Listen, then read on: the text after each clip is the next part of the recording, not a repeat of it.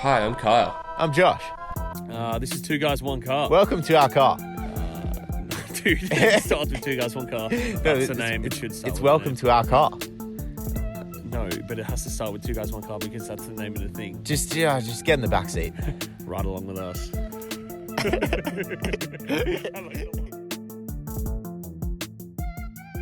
I was super keen to chat with you about sort of like the breakdown we went through last week and how you've sort of come from the constant student things you were working on there to the blue pill and the mindset shift where you came to the realization that people are going to get there in their own timing and you can't necessarily make someone get there. So yeah, if you want to elaborate on that whole experience you went through. Yeah, cool. So I'll just start talking about that. Yeah. Yeah, I don't know how much context you want me to give, but you can pull me up anytime you think there's a gap there to be filled. But I think the long and short of it was we were doing this thing, I'd say we're still doing this thing in various ways, called the Constant Student. And I just, at a particular point in my journey, I start to care a lot about education. And we're trying to, me and some friends and some beautiful people got involved, just trying to do something a bit different.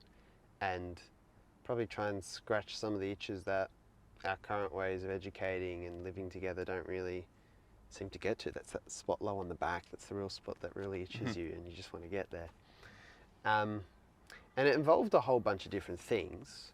A lot of it was just about bringing people together, you know, because one of the things personally I thought that was lacking in some of my own education experiences was at times just like the people actually. That you learn so much, like podcasting is a great example of it perpetually. You learn so much through other people's experiences in a non-linear way. You can come here thinking I want to learn X, Y, Z by talking to my two mates. You just, people who are like trying to row in the same direction, who you know, share little insights and bits and pieces. And so that was a big thing, just about bringing the younger people, especially the younger people who felt like they were doing stuff that wasn't so straightforward. They can feel like they weren't like strange, they weren't weirdos, they weren't crazy for wanting to do that.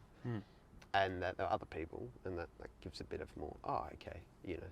And it was, you know, a lot of people were interested in things like, it was no specific thing, but maybe writing or podcasting or, you know, they were entrepreneurial and things like that. So I won't go too much into it, but we're doing a bunch of things, obviously trying to help that sort of little outline of person, that little persona. I guess, yeah, if I had to pin it, what happened? You know, you don't know. I was laughing a bit, you know, there's a guy, Simon Sinek, I don't know if you've heard of him. And one of the things, I think one of his books I read was called Start With Why. And it's a beautiful idea, but I was thinking about that the last week or so. I thought, you can ask yourself why, but you don't necessarily know the deep underlying. You always have an answer for what you're doing. It's like those studies where it's like a split brain thing, and they tell them to get up to get a cup of water. Then they ask them, why'd you get up to get a cup of water? And it like engages the other side of the brain. It's like, oh, I decided to get up because I was thirsty. And it comes up with a reason that's more autonomous than someone made me, you know? Yeah. And so this is the funny thing about human beings. Like, we're complex. You don't necessarily know why. But I think once you go on a particular journey, you learn more about, I think you learn why you might have started or why you did it actually as you go. I think you know it all at the start maybe. And so I just started to see things about me that were unhealthy on that journey. I felt like I had to push things to make that work, to make it just financially feasible, to be able to make a living doing it, the constant student that is. And just always had this feeling that had to push to do something that I didn't really want to do, but I had to make money, so we have to do this thing. And there's a lot of a school of thought out there that you got to get over that wall. Yeah. So just got to a complex and confusing stage really, where I thought, it got to a point where I felt like you needed young people, or anyone really, but to act a certain way so that the constant student thing could make enough money, that I could do it full time because it was so meaningful and purposeful. Don't get me wrong, it was lovely, but and start to get to a point where you're starting to get to a place where you're turning people into cattle.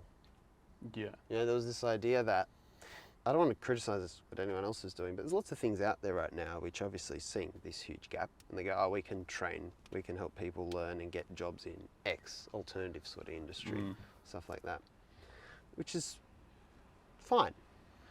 But there's always a line with anything.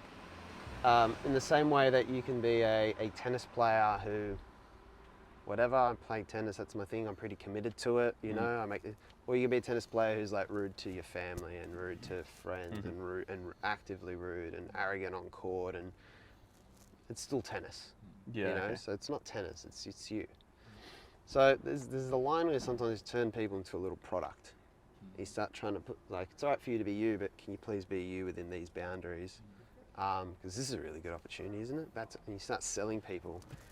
And if you're selling people like a job or a career kind of thing, there's a point where you can go too far and you're starting to sell them the dream. Yeah. And that's all like, you know, because there's always, people have this, it's always talked about, especially in personal development circles, people have this resistance and they have limiting beliefs and they don't believe it can be for them and stuff like that. And there's a level where that's so true, of course, you know, it's initially like you grow into things, you know, your ego, your identity of yourself, you might do something different or something you have outside the comfort zone. Yeah, it goes through a little, I think everyone's felt that. But then there's also, I think, there's a healthy part of that, which is actually stopping us from going too fast, or stopping us doing things that we can do, but we don't necessarily want to do. They don't align with an actual better path, and who's to say what that is? And I don't know if any of this is too confusing or high level, but you can bring me down if it is.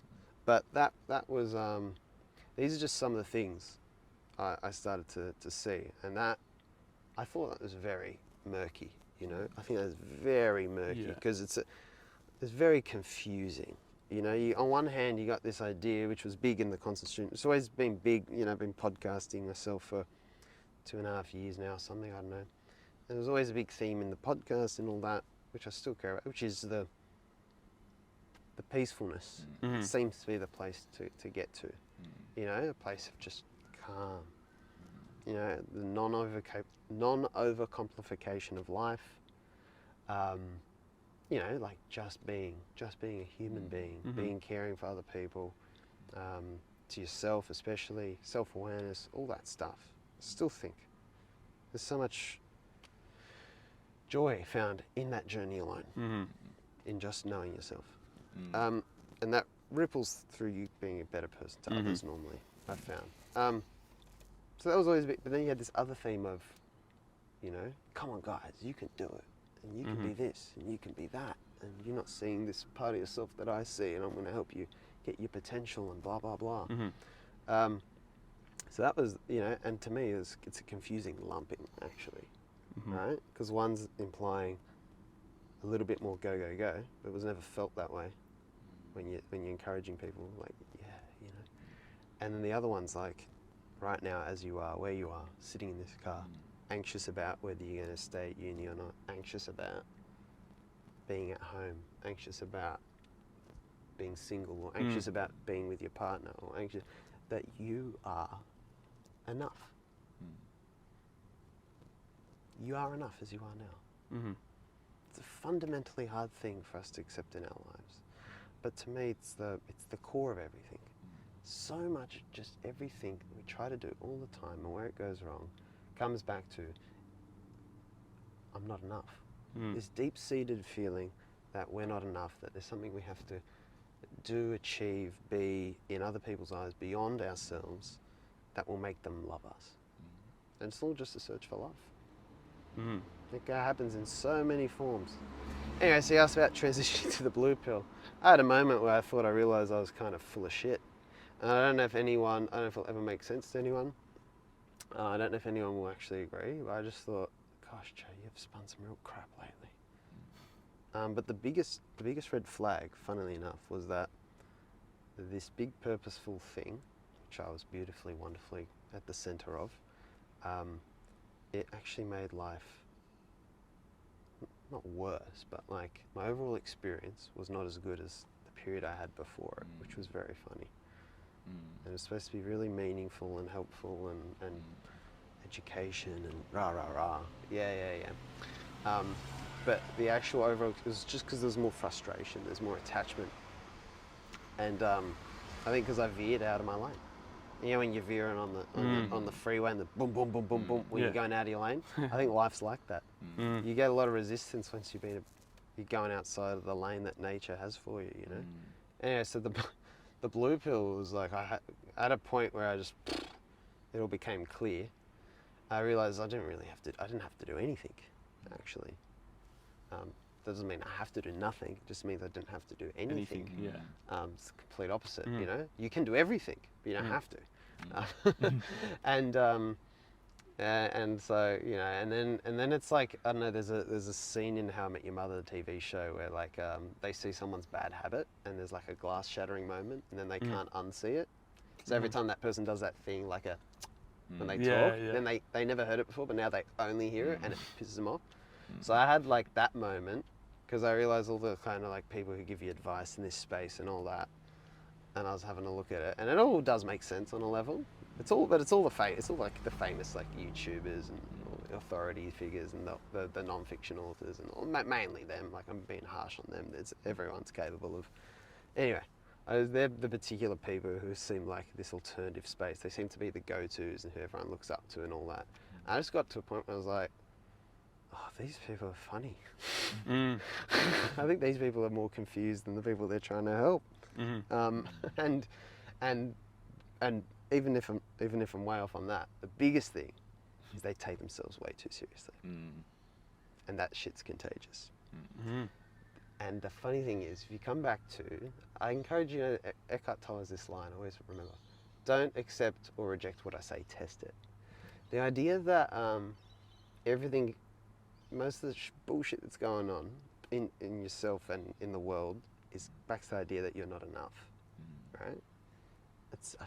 If anyone's listening, just encourage you to like walk with that with your own open eyes and see if that makes sense for you, not because someone in a car said it. But if it is, then think about it. The worst thing that could possibly happen is that everything around you all the time, from mortgage to what people are saying, the advice you get, and the emphasis on where your energy in life should go, the worst thing that can happen if all of that reinforces the idea of you being more important than you trying to feel more important all the time.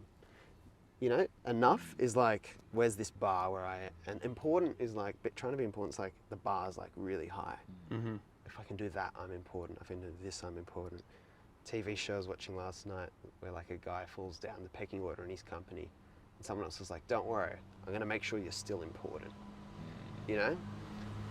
So, the irony sometimes, so the concept of the blue pill, like maybe best if people are interested, it's basically a YouTube channel, Instagram page, and they can explore it for themselves.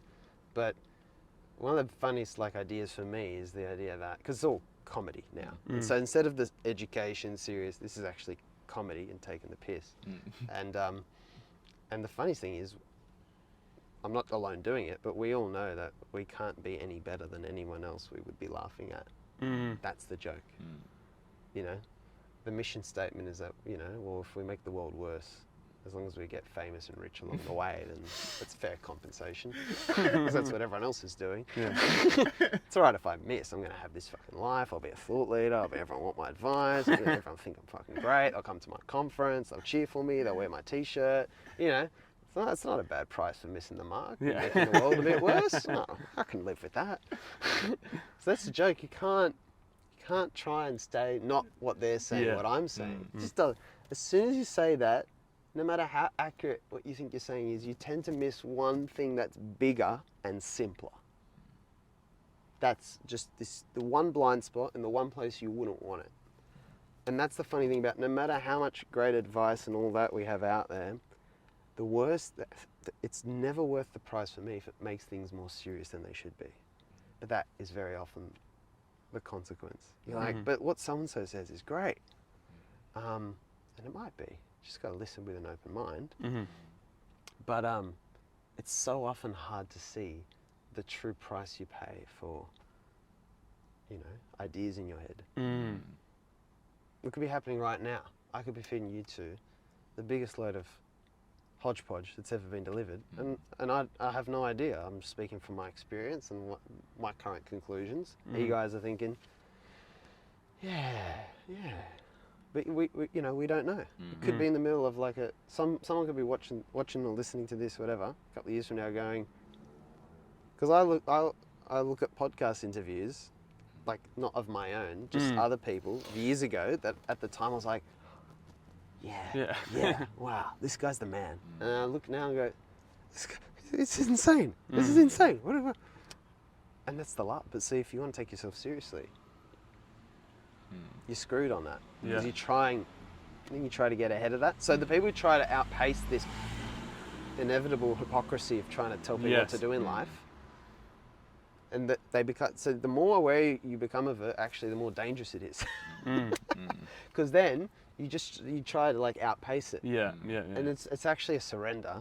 But then they hear surrender and they go, oh yeah, I'm going to surrender. And then you can fake surrender to yourself too. It's actually, it hurts your head to think about it. It does. That's why we try not to intellectualize it, trying to do comedy. Because that's actually the letting out of the air of the balloon. Yes. Everything else is blowing more air into the balloon, stretching it thinner and thinner and thinner and thinner now. Oh yeah. And that's the funny. We keep leading people back into the mind. But the experience of life, I don't think, is too much of the mind. Obviously, it's partly of the mind. Beautiful tool, but it's experience. Like we just come back to it's experience. And like, why we spend so much time lecturing people, or even trying to teach them stuff? Still teach them stuff, but why so much time? Well, we could be laughing. Not just laughing, but other stuff. But I don't know, it's stuff like that. So yeah, the idea that people get there in their own time, because that was part of your question. There's there's a saying in soccer we have that you're most vulnerable to concede when you've just scored. Yeah. And one of the things for me was at a very young age, probably I guess your guys' age, at a very young age, I felt like I learnt a great deal about a lot because we had this experience. Won't go too much into it.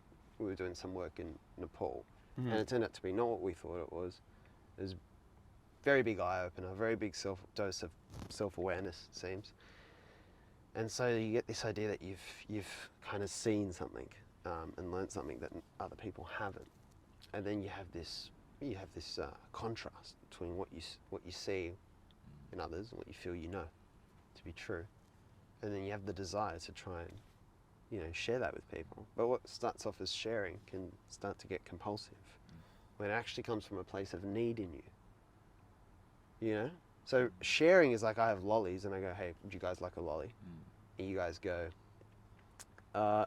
he says yes, you say nah, right? Sharing would be me being okay with you saying no. To me, I don't know if this is the best definition. For me, it's how I'm walking with it. It's the non-compulsion on the outcome, non-imposing on what that would be. But if you said no and I was like offended, right? And I'm thinking, there's something off. Yeah, right? definitely. I'm like, no, like they're really good. As soon as you get too far into the pushy, and we can do that with the most trivial things. Have you noticed? The most trivial things, like no, you gotta have a cold shower. Yeah. See, there's nothing wrong with the cold shower. There's nothing wrong with anything, but it's all a map for where we're at. And the reality is, I've noticed just leaving people to be and respecting them where they're at, and not trying to like the arrogance of thinking what people should be like and what they should be doing, what will make their life better, is it just creeps in on you. And again, it comes back to enough. It comes back to me to seeking self-importance. Because if I have your answers, especially if those answers are complicated, you have to keep coming back to me. Now I'm pretty important. Because I figured out, the career world, I'm Joe Eby, and I figured out career world is all, BS, If you want to figure out what's not BS, just come to me. I have seminars here. You come here. I'll be at this cafe every Saturday morning. I'll be blah blah blah. Oh, whoops. Hang on. I'll just redirect to it. But honestly, people, I think, really just where I'm at is just show people love. Show Yeah, people man. love. Don't judge where they're at. I want to do drop shipping. You know, I went through a phase where I was like, could I do this drop shipping thing? You know, I don't want to be like some hacky YouTuber, but you know, people want to buy.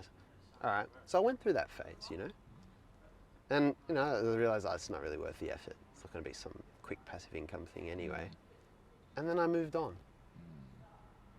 No one told me, Joe, don't do drop shipping. You know, find something. But no one told me, you know. But I figured it out for myself. And honestly, the other people in your life are just reference points. That's the beauty of it. I don't think you have to do anything else. Just be a reference point. It's a good point. Right? Like, Yeah. oh, look at all these people not drop shipping. But as soon as they try to tell you what to do, you go on the defensive. So you're now forced to identify more if you like still in the identify with it a bit. You can't identify with it more. Even if you don't believe it. If you don't, it's like someone who's holding on to something floating and you pull them, they hold on to it tighter. You're saying, no, come away, we can just swim back to the beach, is what you want to tell people. But they're not looking at the beach right now. They're looking out. And so that is their perception is their reality. But if you just let people try things, it's better if they figure out it's bullshit. Because there's a quote I read in a book recently, the only really lasting realizations are self-realizations. So that alone comes back to your point around letting people get there in their own time. Because I've tried to go, look, so-and-so, I don't know about that stuff, you know? I kind of tried a little bit, okay, and they go, no, it's gonna be different. And sometimes people listen to what you say, and maybe if you're an authority figure in their eyes, and sometimes, right? But it doesn't last. And even if they do, sometimes people will do things because you said it, not because they think it's the right thing to do. Yeah. And that we're just back in the same problem. Because the main problem comes from listening to external people too much instead of just learning from their experience. I love learning from their experience. You sit down like we've all learnt, this is a bit of a rogue way of putting it, we've all learnt from the most kind of evil people in history. We've learnt from their experience in a way. That's the point of sharing their stories, right? We have an insight into what sort of dynamics create insert name of person. Anyone's experience, you know, anyone's experience to me is valuable. But what they think the world should be like and what they think I should do is if they start getting away from themselves and external, then it gets murky.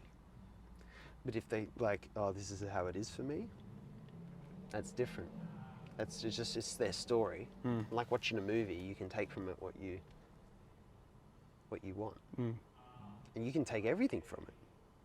You know, you might go change everything you do based on, but only if you took the other steps to that door first on your own, and then something like a movie or a book or a TED talk or a podcast maybe gives a breakthrough moment. But I think it's a bit of a misdiagnosis. I think people actually change themselves entirely, and they just use the other people around them as external.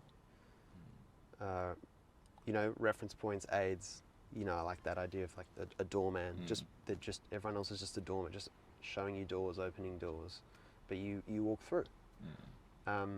Think about it. You can't drag someone through. If you have to drag them through, you have to drag them through the next one. And then how do you know where they're meant to go? You know you. Or you're trying. You don't really know you, but you're gradually learning you. So if you've got to lead them through their whole life, you're just going to lead them through your life. But there's this, but the assumption that I have it figured out justifies leading people down your path, which is, I think, I see a lot of that in the world. You know, I saw it before, then I tried to do different, and I saw shit. It's a layer deeper, Joe. Yeah. Okay. Don't you know? So I don't know if I've stopped making sense. No. in You're there. making more and more sense. Right? I feel like So you're really to laying it me, and this is just where I'm at, The answer is actually so stupidly simple. Mm. It's so light on. So when we talk about the constant student, there's no active constant student program, anything right now. But to me, the idea of it is in practice. Mm. For example, a friend who's been very close with me on this journey said to me the other day, because I talk about, could run a few small thing here, a small thing there. And I go, yeah, we tried that, didn't really work, setting up this sort of call, that sort of call. Anyway, we just went through this whole little list of ideas. I was like, yeah, people don't want to come every single week to a place unless they live near it, really, blah, blah, blah. You can't make it too routine, and community and structured communities, it's got to be a bit of a, and end up at the conclusion of, so what if we just like caught up with people every now and then as we saw fit? And he's like, that's what we got to. I was like, that's just life. Good point. That's what we do now. Yeah. We already do that. That's what we do. Yeah. That's living. That's so funny. So do you know what I mean? Yeah. To me, the answer It's just in is practice. just so simple that you'd never, I mean, Focus on like being a human being rather Just than a human be- doing. yeah, a human being. Like the most ordinary, my hero right now is I got two brothers, the one that's 2 years younger than me. He's the least ambitious person, not that, ambition's all right, Yeah. but he's the least ambitious person in the world. He's so content with nothing. He likes playing games. He works. He has a decent income. He's not totally withdrawn from society, let's say, right? But he likes people, but he doesn't feel like he doesn't seem to have much of a need for people. You'd call him an introvert for sure. He'd be the textbook definition. But he still loves people. Anyway, and it's just funny because I think that guy does no one any harm. Yeah. And if you can avoid doing harm, all that's left is good. Mm. Try to do good, it's more likely you'll do harm. Because you're trying to tick this box, you're trying to validate, am I doing good? Am I doing good? Am I doing good? And so the harm you inevitably see has to be justified in the story. The why sort of twists a little bit as you go along. It certainly does. I mean, there's the famous book by George Orwell, Animal Farm, which is about that idea. Even if you haven't read it, it's just a simple concept of, they start a revolution, and then the people who start the revolution end up being exactly like, spoiler alert, the ones who, it's a tiny book, Yeah. the ones that they liberated them from, and they can't see it. This is an inevitable human thing. To me, it's where it's this constant thing we do. The problem's not the person who's in control. The problem is normally that we try to take too much control over the world and our lives. Because control is like, you can almost get biblical about it for me. To me, control is like the first step towards power. Right? If I want to, so there's a lot of like mental illness and a lot of, which always has an emphasis on control. Right? So obsessive compulsive disorder, for example. Anxiety is so often, when do we see anxiety? When uncertainty.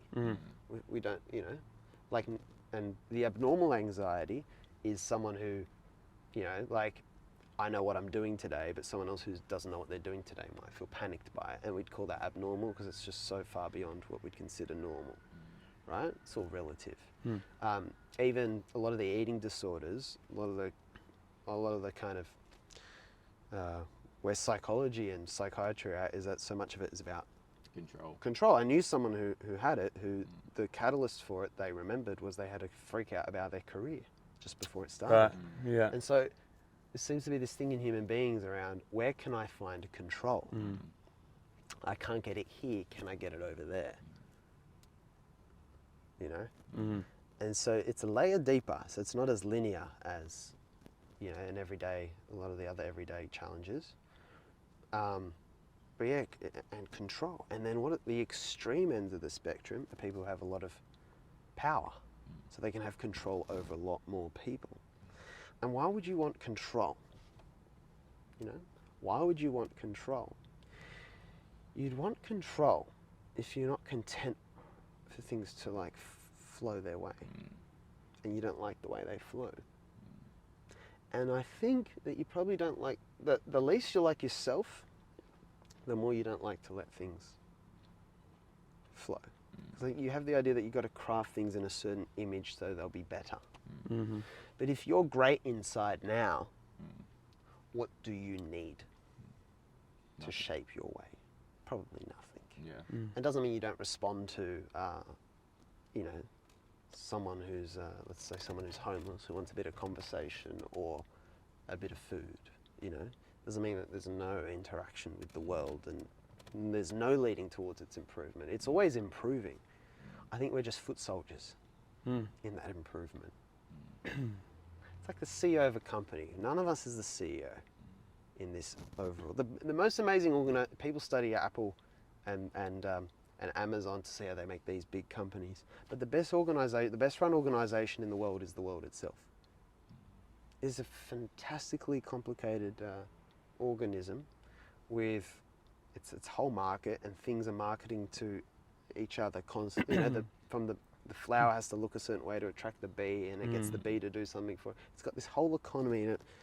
It's this and yet there's a non-imposing of that nature on us. It's there if we want it.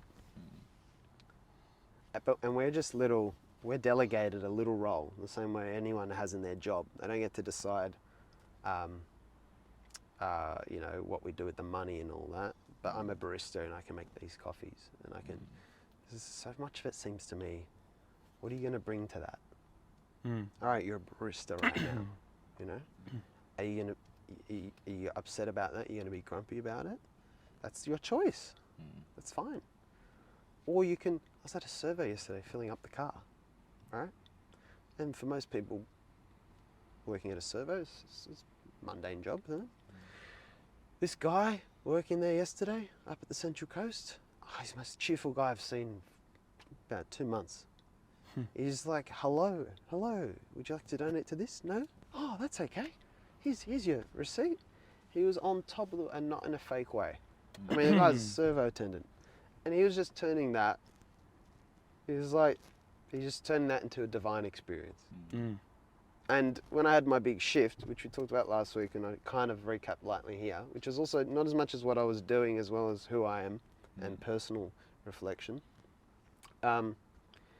I went from a shift to thinking that, wow, I actually think the most meaningful things are actually the simplest and least glorious things. And, you know, I've always been like a kind of high-strung, high-achieving type person. That's probably how people would have described me. And apologise if that sounds arrogant, because I actually think it's nothing to be too proud of these days, because I think this is so much of that is this overcomplication of what am I doing with my life, that it needs to be. It needs to tick that box that I'm better than everyone else. I need to do more than just, can't just have a normal job. And the terrible thing is that shrinks your opportunity. The number of things you can do that now make you happy is so small. Less, yeah. You're really contracting the market there. So, whereas all these things, they're just the simple everyday things. They just don't have the glory. It's a lot harder for the ego to be there. It's less murky. You know, how many ethical conundrums does the guy working at the service station have every day? You know, everything has a trade-off. Money is still good, you know. Don't get me wrong. We live in an expensive city, and there's beautiful things to enjoy that cities provide, and that consumers, that the markets can give us. And yeah, so everything has a trade-off. All things in moderation. I'm not what's the people in America who Amish? Oh yeah. Amish, yeah. I'm not full Amish yet. But, I think there's a middle ground, but I don't know. So it's a lot of that stuff, and yeah, the blue pill is just like the thing about humor. See, if someone's taking it too seriously, it just goes over their head. That's the funny part. But when you're going slow, you look at non-serious sources of information, like fiction books and comedy, and you just take a lot away from it. And that's what's funny, is that it will never like get someone who's in the most like working, 20 hours a day on the rise, and it's not going to like just pull them out of the bloody like, the cycle and break it, because people choose to do that themselves, and when they're ready, some of this stuff that other people create helps them, or it seeps in gradually over time. But someone who's like on the edge or whatever, thinking, is everything bullshit? And someone on the edge, they might stumble upon it, and they're just like, and some people just look at it and just laugh, because like, oh, that's funny about blah blah blah.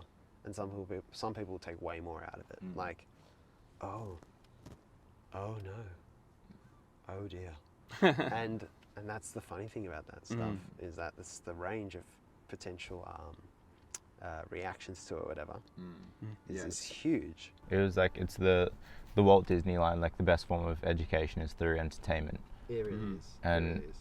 I 100% agree, because when you're trying to be too based on the education, it doesn't work as well. Yeah, and why do you think that is?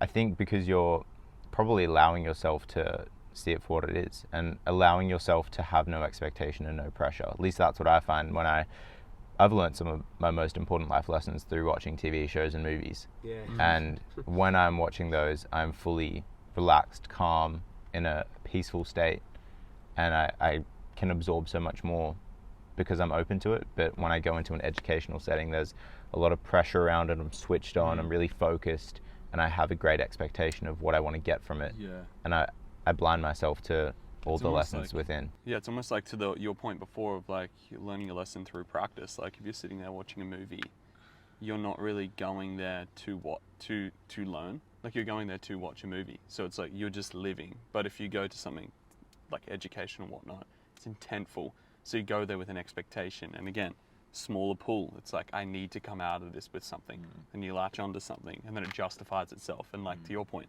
just goes around and around and around. It's a terrible cycle. Especially when you have some incentive, like whether it's a financial incentive, like, oh, I've just paid $2,000 for this course, whatever it is. Now it's like, oh, you're really wanting to get something out of it. Yeah. But if you were to just able to give someone an experience for free. Well, even time, like as in, like yes, dollars, 100%. but also time. Yeah, yeah. It's like, oh, I've spent time, I've traveled this distance, I've X, Y, Z. That's also a big thing too. It's like I've spent time It on is, this. man. Sunk cost is one of the biggest things, the biggest tools of self-delusion. Because get someone to pay like $30 for something, it's so easy to say, yeah, that was shit. But think about it, if you've got an ego, which might predispose you to spending big money on something educational, do you want to like lose face and say that wasn't a good decision, right? So ultimately, and this has been a big thing, this can be a bitter pill to swallow if it's true. People are not actually, we have, even in the educational space, right, there's like the scammy online courses, and there's always been sales scams, right, get rich quick schemes and all that. It's true that those people scam other people on a level, but only because they're scamming themselves. They're actually using you to sell something to themselves. When I say they're using you, they're needing to validate it amongst some group size of people so that they can keep justifying it to themselves. So they don't have they have like this self-contained appetite, right? It extends because they identify not just with themselves, but with what other people do, which is obviously very dangerous. And they need you in that drama. It's like a play where I'm writing a part for you, and I need to believe this play is good. So I need to see you playing this role, because my role is the hero and savior. And so people don't actually, they're not trying to scam you, they scam themselves, but there's a layer of like, when oh, I did that, but that was a bit hacky what I did, whatever. There's another layer where it's like, they're fully like taken on this idea that, no, this is what you have to do. This is what you have to do. And a big red flag is when people start preaching it, or, like really advertising it. But, there's levels. It can be very subtle. It can be very subtle. Yeah. I don't know. It's weird. Do you feel that you were in the sunk cost loop with the constant student before you had that changing moment? It wasn't too bad. It's harder when you have some sort of huge success, which we were never at. We had 40 members maybe. The people paid $200 or something. It was pretty nominal money. It was just a desire to make it work, really. Because there was a beautiful part of it. I wanted it to make it more sustainable. There was a healthy part the whole way through. I just wanted to make it more sustainable. But I also am a bit of a funny person because I have a track record of pulling the pin on things, and it may be negative. We shut down our charity we were doing a couple of years ago because of a similar thought. We're not doing anything, and fired myself. But if they'd been a full-time job, so I did that on the side, then my mates say if we'd been doing that full-time, got paid doing it, taken big donations from people, we thought it was a highly impractical thing. So I don't want to, it's another can of worms. I could explain all that, but they'd be here all day. Anyway, but if we were all in on it, livelihoods, everything, it's how hard is it to pull yourself out? The sunk cost is only big because all this stuff for me always comes back to what do you identify with? What have you now incorporated into your self-concept? And we can speak about it like we're doing now intellectually, conceptually, but it's, if people want to change the label on what it is, they'll do it. Yeah. They'll say, I'm not identifying with that, I'm just doing that because I need money. You need money, right? So there's always, in the game of self-delusion, there's always an infallible logic.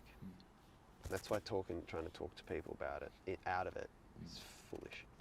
Which comes back to the not taking it too seriously. And if you can ground yourself, as you said, you're really focused on trying to show people love. If you can ground yourself in that. You have to. And I'm interested to know, why did you come to the conclusion that that is what you're most focused on? And love. Yeah. Well, it's everywhere. That lesson, isn't it? Waiting for us idiots to. It's always introduced to us, but again, you don't know until you've really experienced it for yourself. That's the thing. And I have so many experiences that have weaved together to probably, I think, form that. But it's funny how that's often the thing that goes missing in the game of getting ahead. Everything else is out the window. So the one thing we always look past is that when they're telling you how to become a better version of yourself and all that, it so often becomes egocentric. It's all, when I say that, it means it's you. You alone, you, making yourself into some greater entity than you are now. Again, that's part of the improving, of course. But, come on, we're a communal, interconnected, hive. Love, to me, there's an image of, it's the only thing that can get through everything else. Love. So when we all tell ourselves a story about the world and ourselves, right? That's what the ego kind of is. It's like a conditioned idea about the world, and you might identify with it or you might not, right? I can be feeling really angry at one of you and thinking, yeah, I'm angry. That's me identifying with it. Or I can be angry and thinking, I shouldn't be angry. And that's me with a bit of distance from the ego, right? But it's a story around he shouldn't be doing that or whatever. And when you've got that story, which normally has its seeds, normally seems to be in childhood, and then everything that just layers on top of that. And again, back to the idea that you're not enough.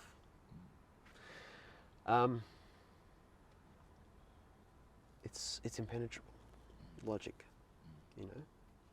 But what seems to get through it, not like it casts it all aside, but what you can still get through there, it's like a code, in a war that the enemy can't transcribe, so they keep passing it through because it doesn't flag in their detection systems, is love. And I'm making some episodes for my podcast about Harry Potter.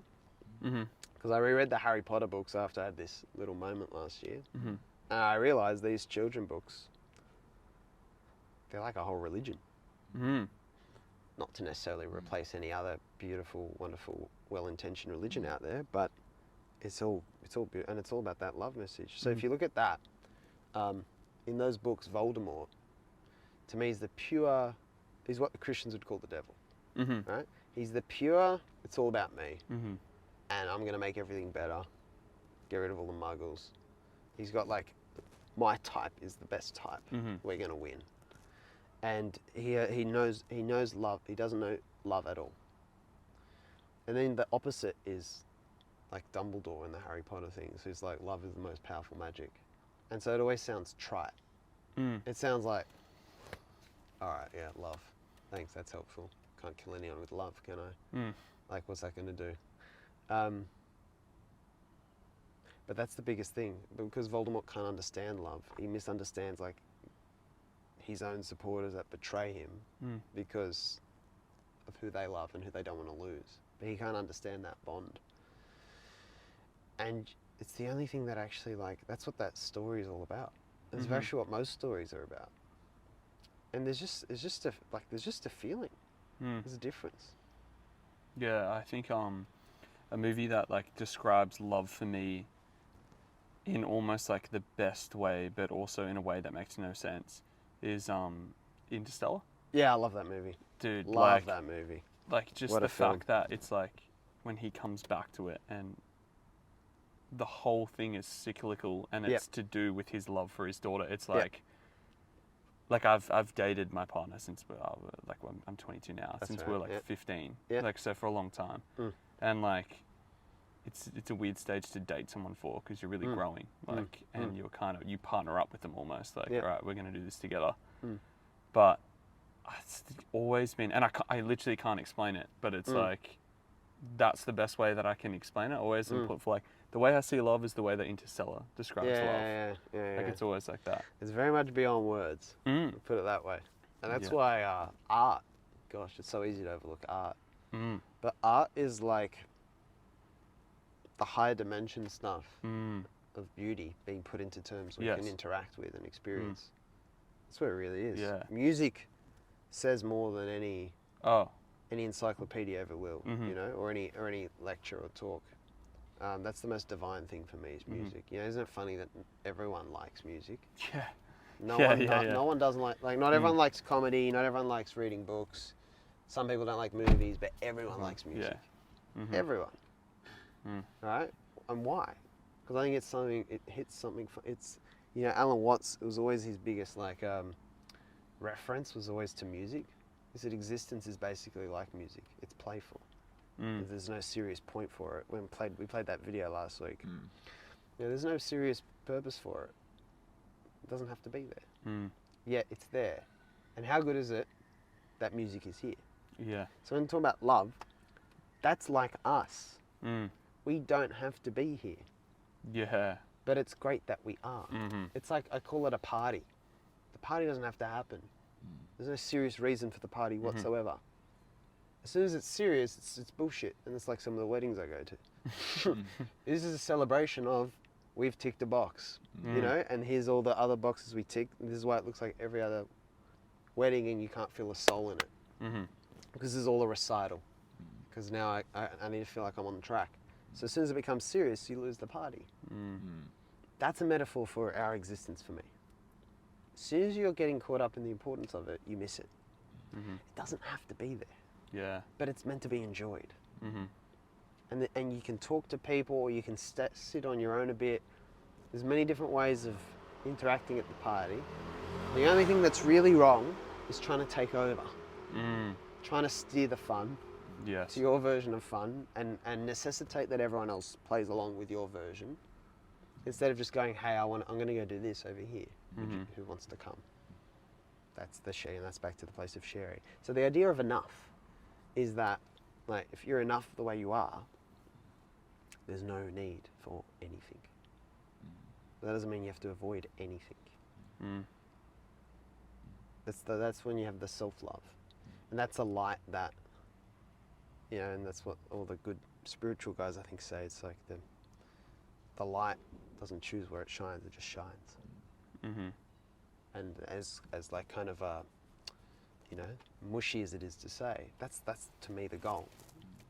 Just to be the light that shines. Mm-hmm. Not like the north, like everyone follow. Just the nourishing part of it. Mm-hmm. That's the difference.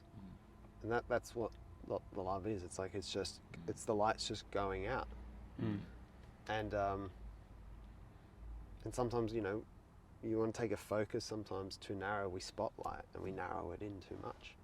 But that's the stuff. Like you just learn all these big lessons. They're all in nature. Yeah. for sure. Music, the way things grow. Mm. You know, you let things grow in this life. You know, you look after the soil, the environment. You don't try and like say this is what this flower is going to look like, because that flower it's yours to nourish. It's not yours to steer. Mm-hmm. You know, that's people. Yeah. That's one another. You know, Mm. you let it grow. So it's got potential. It could be this tall. It doesn't need to be that tall though. And planting it in the right environment, planting Yeah. it in an environment that is going to nourish it. Exactly. Like For sure. someone said to me a month ago, like Yeah. put a seed on a shelf and it'll wither. Yeah, that's right. Plant it in the right soil and it'll nourish and produce beautiful fruits. How is your, like, I'm so interested to know, like, with all these themes of like you having a shift and then obviously love maybe being a theme like of recent, how have your friendships changed? Like, I guess friendships maybe also with like relationships with family too. Oh, well, most of my, especially family relationships, have just improved through the roof. Mm-hmm. Through nothing deliberate whatsoever involved in it. Yeah. Nothing deliberate.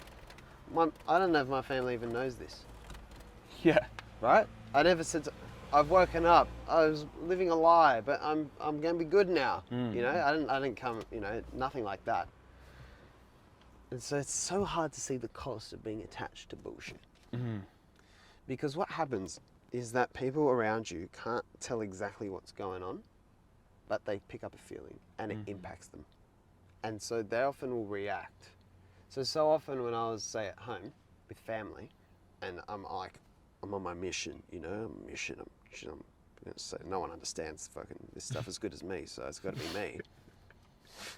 Can't be, like, I love him, he's my friend, but he doesn't get it. Yeah. He doesn't get it, I get it, so fuck, you gotta, and like, don't ask me to go get groceries now, I'm fucking working on the mission. Yeah. You start becoming that guy, and like, my time's so important, right? What does that do to family? Yeah. Yeah, it creates friction. Mm-hmm. Yeah, and so I was like, idiot. So I wrote a book, 18 and Lost, about this dynamic after high school and the pressure you sometimes get. And you know, you know, you got the idea, then you get too serious into work, you become absent. I was like, I'm just going to replace that with this. I'm going to do more elaborate of the person who's not present. A more elaborate, like glorified version. It's actually worse. To me, it's worse. Better off going working for money all that time. So that's the impact. When you get over yourself a bit, you're more present for those people. And so there's less things that can set them off. And even if someone else does get set off, it's like temperature. If you're not as hot, you're cool. Someone else is hot. You got more capacity to stay there without getting heated up as well. Simple thing. I have some friendships that I'll be very honest, that have been kind of just that I always use the expression, the volume's been turned down. Because they're, bless their souls, there are some people who are kind of in that same headspace as I was, pre maybe realizing some of this. And so there was a bit of, so that's a tricky water, but I've not lost a single friend at all. But there's some people I'm just cautious of, and I give them their space, really. But mainly my relationships are I'd say, better. Well, it's like, Yeah. we do use the expression all the time, but like growing your circle smaller. So even if you did turn the volume down on some, it's like you've turned the volume up on others probably. And it's like, Yeah, but I've also spent just large times. It's honestly something I don't even think about. I just don't even think about, because to me it all just my relationships naturally just ensue. I don't need to consciously edit or crop or be seen less or be seen more or put more effort in here or put more effort in there. And I've really been one of those. I'm just blessed to know so many lovely people as well. Like, I've been very lucky the people I've managed to meet in this short time on this rotating globe. But I try not to, I really also try not to overthink that. Because I think if you've got too much of a problem with other people or anything, it's actually more of a reflection of you. That's why we have one another. We're beautiful mirrors for what's going on. If I'm pissed off at something he does, my previous kind of cycle would have been, I wonder if he's ever going to figure himself out or something, right? Now what I do is, if Josh does something piss me off, which I haven't yet so far knowing you, but Why? if he does something, it's like, Josh, and then I go, okay, I must be reacting to something I see in him that's actually in me. There's a verse in the Bible, like, take the log out of your own eye before you pull the speck out of someone else's eye. Beautiful verse. And I'd say don't even take the log out of someone else's eye. Just take the log out of your eye and then sit and wait and watch. And your having taken the log out of your eye will probably help them take the log out of their eye. 100%. And it comes back to what you said of being the light. And I really liked the kind of analogy used in terms of brightness. Like spotlighting versus just being like a soft light that passes through. And people will begin to notice that. And it's when you're focused on being rather than doing, and you're just trying to be a form of light. You walk past people, they see how you live, and slowly but surely they're going to start to realize, and as you said, we can learn these lessons from nature. Everything in nature takes time to grow. It starts off as a seed and you slowly nourish it and feed it, and it'll slowly grow. It's not this big moment, this spotlight that changes everything. And when you can focus on just being that for yourself, you'll have the greatest impact on the world. You know what? It's effortless. Yeah. Done right, it is effortless. It is effortless. Yeah. And it's one thing to use that word, but when I use that word, it's to try and point at a feeling. The feeling of, I don't have it all the time, but I have it more than I used to, which is good. But it's a feeling of,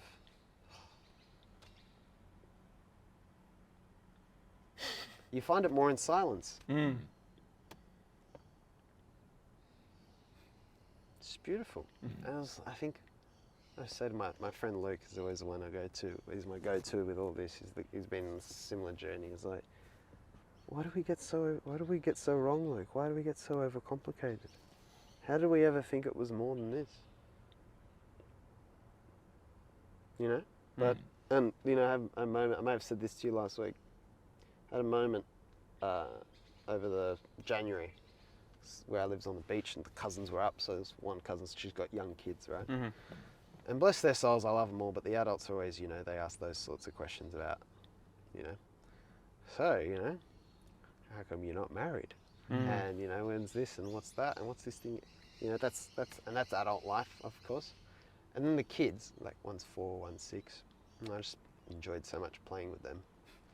And, you know, they're content to throw a ball into the water and then just watch it, like, slowly come back and then throw it again. It's the most mundane thing ever. And they're just over the moon. It's like the physics of the waves is like, wow, you know, it blows their mind. And I'm like, one of them's about to start school. I just thought, what do they need to learn so badly that they need to be taken out of this environment and put in a box for like 13 years? As wonderful as school can be, I enjoyed most of it. But still, what is so important? Because they already know how to do the most important thing. Yeah. Like, And they're more likely than anything to lose it. yeah, and it's funny There's to nothing see. I can do. It's funny to see both worlds. And yeah. It is cool to see both worlds, and like when you're present with that, and sometimes you get stuck in that like adult, like life as well. Yeah. Oh, yeah. and then you see. I try to get out as quickly as possible these days. I'm Yeah. like, why am I having this conversation for? Yeah. So what? Maybe I'll be homeless. Fuck. Listen, as long as I don't have to have this conversation. Yeah. It's better than this shit. Yeah. I have more real conversation. I mean, you guys would have more after the drive and everything, but you have more real conversations. I'm trying to make more of an effort, especially people who sell the big issue and stuff. I've walked past them too much. You know, and there's another thing that happens when you're too like goal, like, you know, narrow and I've got this thing I've got to do. This story you get caught up in, you start to miss like huge contradictions you're making constantly. I visit my grandmother more as well. Put that on the record. This is being recorded. But you know, trying to make more of an effort because a friend said something at a party, like, why do we walk past these people so much? And I was like, you're fucking right. Just gotta make the time. And so trying to do that, and just the conversations you have with them, they're so much more real. This guy's trying to get rid of the last couple of things, and I didn't have cash, so I was like, sorry, I have to go to the machine. And then I went to, so he's like, oh yeah, it's all right. He's like, do you want to just take it now? It's like, nah. Like, so you'd never get that. No one's ever going to give you a coffee, then come back and pay. Like, no, please pay now. And we're the ones that have money lying around, you know? This guy is happy to give me, I think obviously because he's trying to get rid of the... Yeah. But you know, and then I go back, I come back, I've got a 50, right? Because I forgot how much they cost. And I'm giving it, I go, mate. He's like, I don't really have change. I go, mate, it's all right. Keep it, you know? Me being like, I'm a fucking hero. Like, let me give this homeless guy 50 bucks, you know? Yeah. And he's like, oh, thanks. And he just walked off. I'm like, he wasn't like, oh, you know, thank you so much. Which you is know? so You know? refreshing. Yeah. And I'm like, fucking good on him. Yeah. Sometimes it. I'm like, that's where it's, that guy has it. Yeah. He has it way more than I do. Yeah. He has it. He's also not carried away with the like, oh, you gave me, Yeah, thank you so much. Oh, yeah. you're so good to us homeless people. He's just like, oh, yeah. And he's on with his fucking day. And he's on to the next thing. And we can tell ourselves as much as we want that we're not seeking that, but until it happens, you realize, like, I damn. know there was an element of that, and that was a couple of weeks ago. So I'm trying to just, I call self-awareness, one of the things that I think is a measure of self-awareness is how recent a version of yourself you're willing to laugh completely at. If I can laugh That's at a something great I point. said at the start of the interview, that's me in a good place. It's like, guys, I said that at the start. That's probably. But see, I'm most cautious of the people who struggle with that. And again, you can fake it like everything else. You're like, oh, look at me laughing at myself. But it's much less about the words people use than how you feel whilst they're talking. That feeling is, and again, so much of the education and the self-help is leading you away from your true instincts and intuition, I think, because it's much more of the head. But that, how you feel about other people when they're talking, you know, like I see some people post their wedding photo or engagement photo, because I'm that age, on Instagram, and I think, there's no love there. Right? Me being an arsehole. Nah. But then someone else puts it up, I'm like, oh. It's just a feeling you get from when they do it. So this trying to fake things and use the words and the thing, it doesn't work. At But least, we're all trying, so you don't. I would never be to someone's face. You don't really love your partner, do you? Do you? Admit it. Admit it. Yeah, I'd yeah. never be that guy. It's always I'm one of these hypersensitive to what people do. So it's like it's probably more of an illness than anything, but it helps me learn stuff. But you just try to keep a lid on the arrogance as much as I can. And it's private. Why do you see it as an illness? Because hypersensitivity. So you get a lot of people who are alarmists. Like, I don't want to be one of those people who says, oh, it's a gift, but it's a curse. Because those people make me cringe. You know, it's an aptitude for sure. But you get hypersensitive to things that, you know, people who are causing a big fuss about something. They say it's really important in the world, like the market's going to crash, or the world's going to do this, or that. And they're saying it all, and you know they're an expert in that, but your gut just goes, yeah, I'm just going to play FIFA though, you know? Because once you're really zoomed in on something, everything looks like you're hypersensitive to the details. And it's kind of what a lot of PTSD seems to be. You've had an experience in the past, and so as a defense mechanism, your psyche has predisposed you to be very like hypersensitive to anything that looks like that dangerous situation. And I have that because of the journey I've been on, and probably where I've veered. So I'm hypersensitive to like where am I veering? So it's like being hypersensitive to the flaws. So again, this is why it's funny. My mate who's a lawyer, we were just joking the other day about how so many lawyers we know are high strung. But you know, and then there's a case that you could say that makes someone a good lawyer because they'll pick up, they're on the edge and they're really like zoomed in, and they can be very like fine-tooth comb going through everything, and they can pick things up that way because that hypervigilance is turned up. So that's why I say it's probably like, you know, because really it should be, you shouldn't get worked up when you're back in a healthy zone, even when you're confronted with what you consider to be bullshit. You should just laugh. It's like, And that's a lesson I strongly learned from your friend Matt Chock. oh, he's beautiful. We had him on the podcast, yeah. and I yeah, didn't see that one. yeah, Sorry. no, have to listen don't be to that sorry. now. And You should be. he's a lawyer. He's a lawyer, and his ability to laugh at life is honestly almost unlike so anyone I've funny. ever spoken to. Great, man. Well, he was a big part of Constant. He was a big fan. He was a big in Constant student, and yeah, he's a beautiful soul. And his story, he just walked in one day, and it's like, nah. See, there's nothing wrong with being a lawyer as well, which he says. And that's a peaceful soul, that guy. You want to see peaceful soul? Go back and listen to that episode, because he at no point is ever trying to evangelize and get other people to do that. And there's so many people who've quit the job and traveling the world who I know that they're very unhappy. You know, I've all these other friends. I've seen people recently, cousins. You know, married into that sort of thing, and just you can tell. But him, when I look at him, there's a line, I just call it "Live Fully Now," LFN for short. That guy lives fully now. You know, you just get the feeling. But you don't have to be travelling to do it. You could do it being a mum in Penrith. You know? Yeah, Or you for could sure, you live in one of these buildings. You could be rich. You can be rich and happy, guys. It actually happens. You know, it's not a stereotype. Everyone who's rich is unhappy. There's no one. That's the beauty of this fucking game. There is no one thing that makes or breaks it. It's literally you, and I think the choice you make about what you have available. Enough. When you're enough, the world is an oyster, and everyone's enough. What's there to prove? Sometimes I think about it. I'm like, what's this invisible wall that's in my head that, if I just, you know, had the simplest job in the world. It's like my mum said to me last year, because I was thinking of getting full-time back into real estate. I didn't end up doing it, but still, obviously I still do real estate. She goes, Joe, you know, you have to do something. Don't be surprised or if you end up just doing something very simple for work. You know, you don't have to be this big hero, basically, is what she's saying.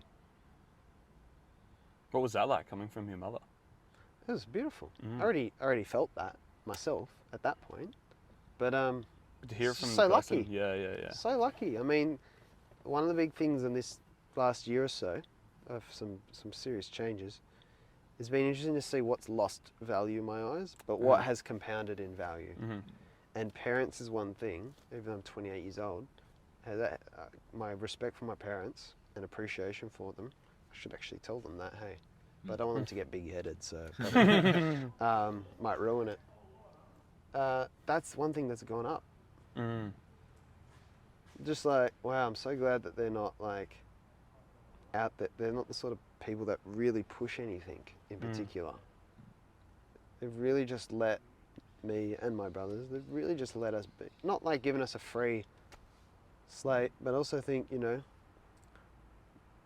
the Lebanese community, which is like our background, can be a very interesting place. And so I think they've seen a lot of bullshit over the years. And I think ultimately that they know that the priority in life, first and foremost, is being a good person. Yeah.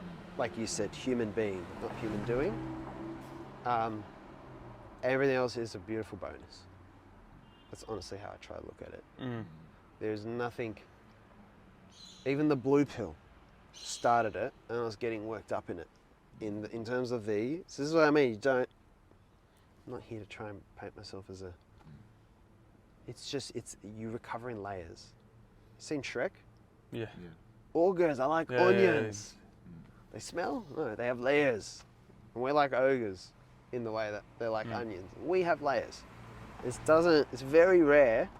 I don't know if we're built to be able to break through all our layers. Maybe we're never meant to break through all our layers, don't know.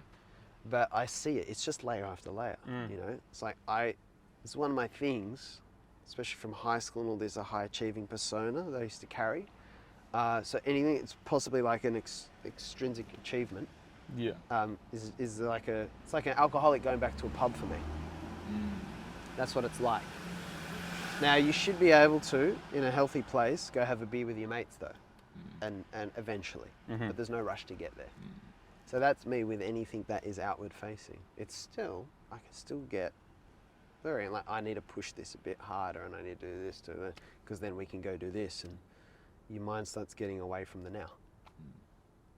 You start planning. Plans. What's the quote? My mate, I think it's like an old Jewish joke. I think it's like, if you wanna make God laugh, plan or something. Or God's favorite time is when he watches people plan or something like that. It's like, oh, okay, that's cute. You're gonna plan. All right, this should be fun.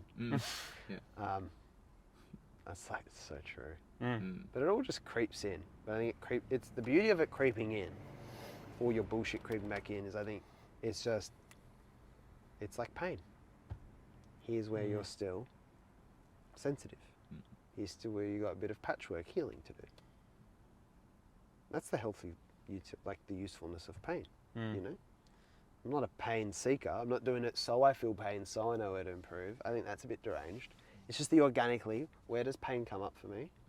Oh, okay, I know I've still got, and as soon as I can accept I'm not a finished article, I haven't, and there's still, it's not like I need a program, or I don't feel like that, like I need help, or it's just, I'm always just watching patient self-observation, patient non-judgment, just going on the journey, enjoying it on the way, and there I got worked up, something's still there. And maybe there's a more like direct way of dealing with stuff like that, but I find mainly it just love. I don't deny that other stuff might work, but if you just keep on the journey of loving, it all just gradually, I don't know guys, that's just me, but it's very simple. And so I always conservative by nature, like I try and start with the simple stuff. And if something else more complicated is really a better answer, burden on proofs on that. The complicated thing, burden proofs on the complicated thing. If the simple thing doesn't work, then we can look at it. But simple seems to work. And it shows again throughout nature. Well, that's nature's ultimate calling card, isn't it? That's its brand. Hashtag simplicity. Yeah. Like simple is not, it's like simple, there's that great quote, like someone asking their spiritual master, whatever, like the 3 stages of enlightenment. And he goes, what's the first stage? He goes, the first stage is where the trees are just trees and the mountains are just mountains. He goes, what's the second stage? He goes, that's the whatever, spiritual stage. That's where the trees are no longer just trees and the mountains are no longer just mountains. You know, it's like, what makes this? And he goes, all right, what's the third stage? He goes, well, the third stage is the blah, blah, blah stage. That's when the trees are just trees again and the mountains are just mountains. So the simplicity has this U shape to it where it's like, there's actually this complex thing about plants and all that. We don't even understand it, but actually it is simple. Like a computer or a phone. You don't know what's going on in there. Well, some people do. But it's still simple. It's video. You know, calls. And that's the paradox of simplicity. It's got this, it's like a piece of art. It's got this complicated process working out. At the end of the day, you can't see all that. You just see a book, painting, a 3-minute song. You don't see the years that might have gone into it or whatever. And what is it? The artifice, you know, like hiding the art normally hides the sign of the art or the mark of the art, you know. So it's all that's so spiritual to me. Art, so much for me, is such a bridge to all that divine stuff. It's not too like what is it, woo woo for me. It's just grounded in like, wow, beautiful reality. When I say divine, like the the mysterious beauty of reality. If you're caught up in the mysterious beauty of reality, then all the kind of rah-rah stuff kind of just goes, because it's all just there. It's like, how much time are we going to spend talking about it, teaching people how to live in some small container of it, versus just being in it? Just being it. It's here. It's here. It's coffee on the weekend. It's a bike ride. It's probably, hopefully it's work and the people you see at work. Or if you work alone, the piece of working on your own. It's all, it's three guys in a car talking shit. Literally. But for so many people, it's not. Yeah, and at times for me it's not. So, human beings. But you know, we all have a part to play. Like the funny thing is, everyone always has some sort of point. You know? Even the most ridiculous opinion has some sort of shred of like, oh yeah, like it's like everything in the world tries to bring it all back into balance. You know, extremes, you have polar extremes, like today everyone's voting. And so you got the two dominant political parties are this way and that way. You know, one's weighted a bit more on this, one's weighted a bit more on that. And it's like, who's right, you know? But ultimately I find the truth's in the middle. Polarity is this beautiful force of helping us find the middle again and rising above it. I was like, I think of it with the cross, you know, like that Christian cross. It's like, you know, you've got a left and you've got a right, you know, and we're so often that way. Like, is it uni or is it not uni? Is it, you know, we're so often binary. But to me, the truth is actually in like, not in the middle so much, but like the middle and up. That's why I think of like the top of the cross, like transcending it, like rising above that. It's like rising above like a debate around and say, should people go to uni or not, is like, everyone's different. It's an answer via a non-answer. It changes the axis of the question, you know? It's like, it's great for some people. It's not for everyone. So it's actually rising above. That's what transcension means to me, and that's a very, you know, obviously a hugely spiritual idea. It's all about rising above. You know, I've been very critical of, say, school systems and stuff like that, but I had a great experience, especially at high school. And also, you know, a friend of mine was just in Indonesia, was talking about this really like impoverished community she was in, where like the cost of living was whacked. The economy there, they don't really have much they can do. They're so remote. And school is literally the one ticket out of there. Like, you go to school to hopefully get a degree so you can learn English, so you can get a hospitality job somewhere. That's the only alternative lifestyle they kind of have available to them. Yet some people live in those remote islands and parts of the world where it's totally beautiful, self-sustainable, and they question the concept of work, you know? But not all rural communities are the same. So, and even school, you know, it's like, in that context, school's like, school, guys, school. But then in another context, school's like my thing with you, my cousins on the beach. I'm like, what are we doing? Does it take him 13 years to learn how to make a living? I still don't know how to make a living. And I won school. Yeah. So whatever. How does that work? And so none of these things you can just draw one line through it and go, there's a nuance. And that's why I think I appreciate more and more that idea that like the people who really know anything say nothing. Because language just lets you down. Yeah. Just lets you down. Like, school. It's like, well, except for this case and that case and that case and kind of that case, but not really. But you know, when you're looking at the election signs, they all got one slogan. Because you really want to start, you know, you want to make a dent, you know, we got to compress the truth down a bit. Yeah. I think that speaks to your point about like, obviously like living by example.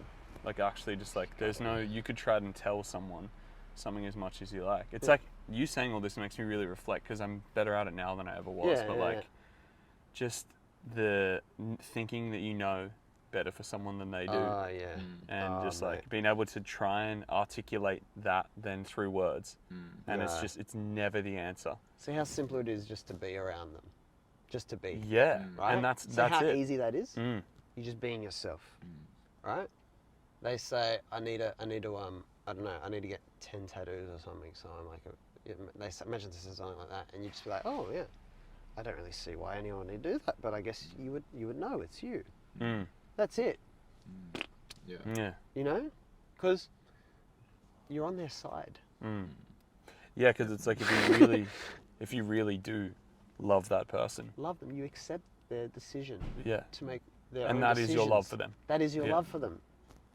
Yeah, it's Love is not imposing the way. Love is just like has no direction. You know what's funny about having no direction? When do you need no directions? When you're already there. yeah, where you know where you're either going Yeah, or yeah, you're yeah. already there. Yeah, you have your path. Mm. Well, you're already there. All right, we're already there. It's the stupidest, simplest idea. It's so undigestible. What gets in the way is ideology. Justification of like, why am I here? Yeah. And you know, so my brother, Mitchell's his name, my younger, you know, it's funny, there's this spectrum. Because if you're someone who's like intensely active in the world, you've probably got to go on that journey of questioning everything so you can come back to that. And that's that quote, the 3 stages. But my brother, as far as I know him, doesn't seem to have left that first stage of just, the trees are just trees, the mountains are just mountains. Like, he walks, we have like a philosophical discussion about something at home. He just walks in and says something like, listen, you're overthinking it. This is how it is. Just ask yourself when you do something, is this the right thing to do? Yes? Then do it. If not, don't do it. That's it. And then he just walks off. He just mic drops and walks off. I'm like, It's beautiful. it's beautiful. Yeah. And there's a balance because I'm more, I'll unpack every little other way you could go about it and then leave no conclusion but like that same thing. It's like the maths question at high school and showing all the working out. I do all the working out and I keep coming to what he says and he just goes, stop, why do you never like go listen to that person? Can't you figure out life for yourself? I'm like, I don't know. And he loves anime and he loves, you know, Harry Potter and you don't get it from all that stuff. It's all the same stuff told in a different way. But you're so right that love is not the imposing. Love is the understanding or the seeking of the understanding for me. Yeah, and And the patient, like not, why you need to do that? Why you need, like, okay. And you just watch yeah, and you're you know, it's respect. Like, see, when I had a point where I realized, oh, I don't know everything. But that was before what I was talking about with Constant Student. Layers. yeah, That's the funny thing. Yeah. That's what I mean. The further you go, the more dangerous it is, actually.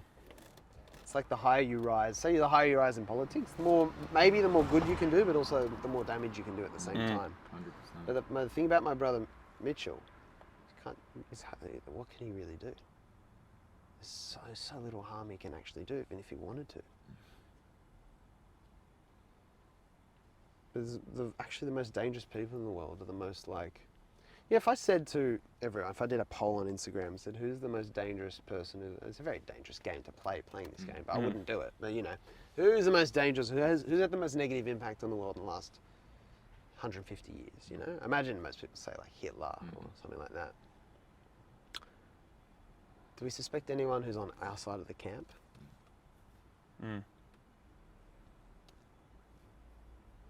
How convenient that it's, you know the history's written by the winners. Do you suspect any of like our current like a big business lead or something? I'm not having to go big business, just like they're in a position where they have a lot of yeah, influence, potential right? to Yeah. And it might not be direct. You know, they might not be hauling people off into concentration camps. It might be really innocuous, and it might be them thinking they're saving everything. Yeah, it's just that like Hitler's a very archetypal like way Yeah, of just but being able even to describe Hitler, yeah, he is. He's got a bad brand, but even Hitler had a narrative around what he was doing was the same thing. Uh-huh. In that way, he's no different to me. Mm. No one thinks they're doing something bad.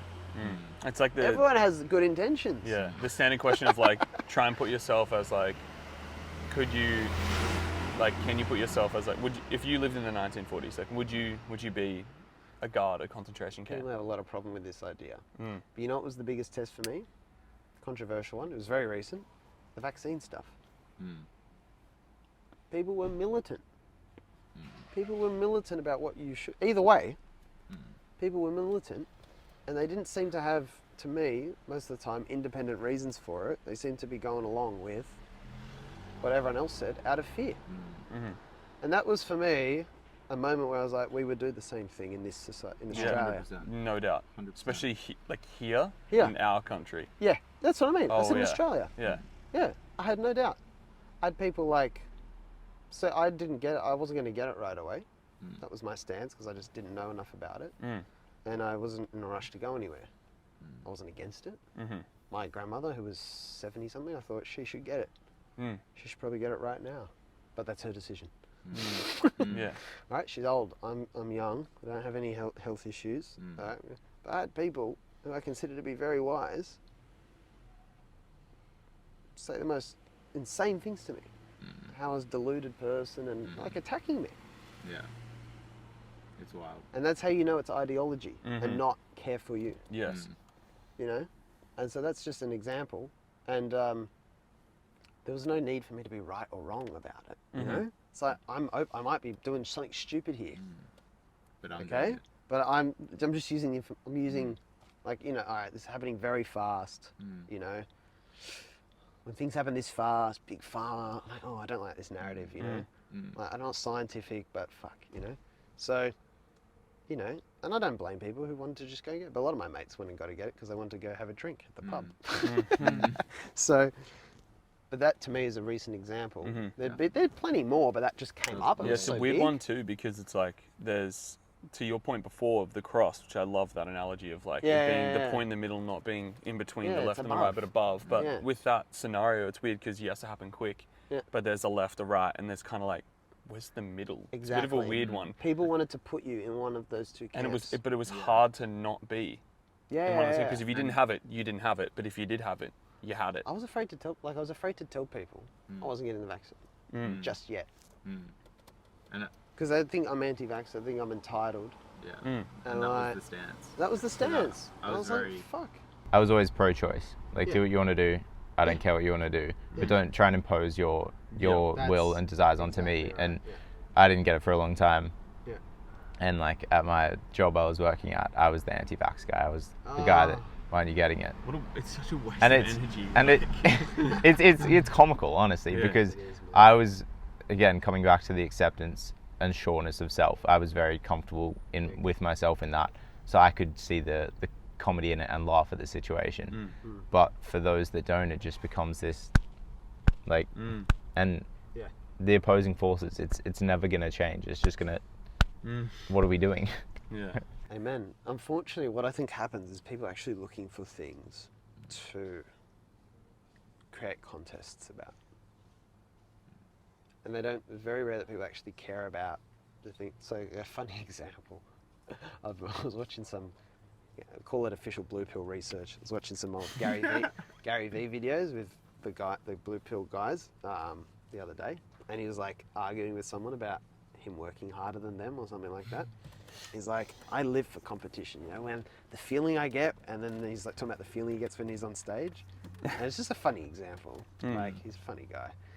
Yeah, it's a funny example, like, are we putting ourselves in situations where we can be competitive and call it like a positive thing? Or do we really care about what we're actually doing?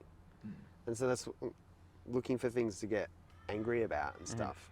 I'm very convinced that people actually it's not the thing that they care about. Let's say they care about something like human rights or anything, right?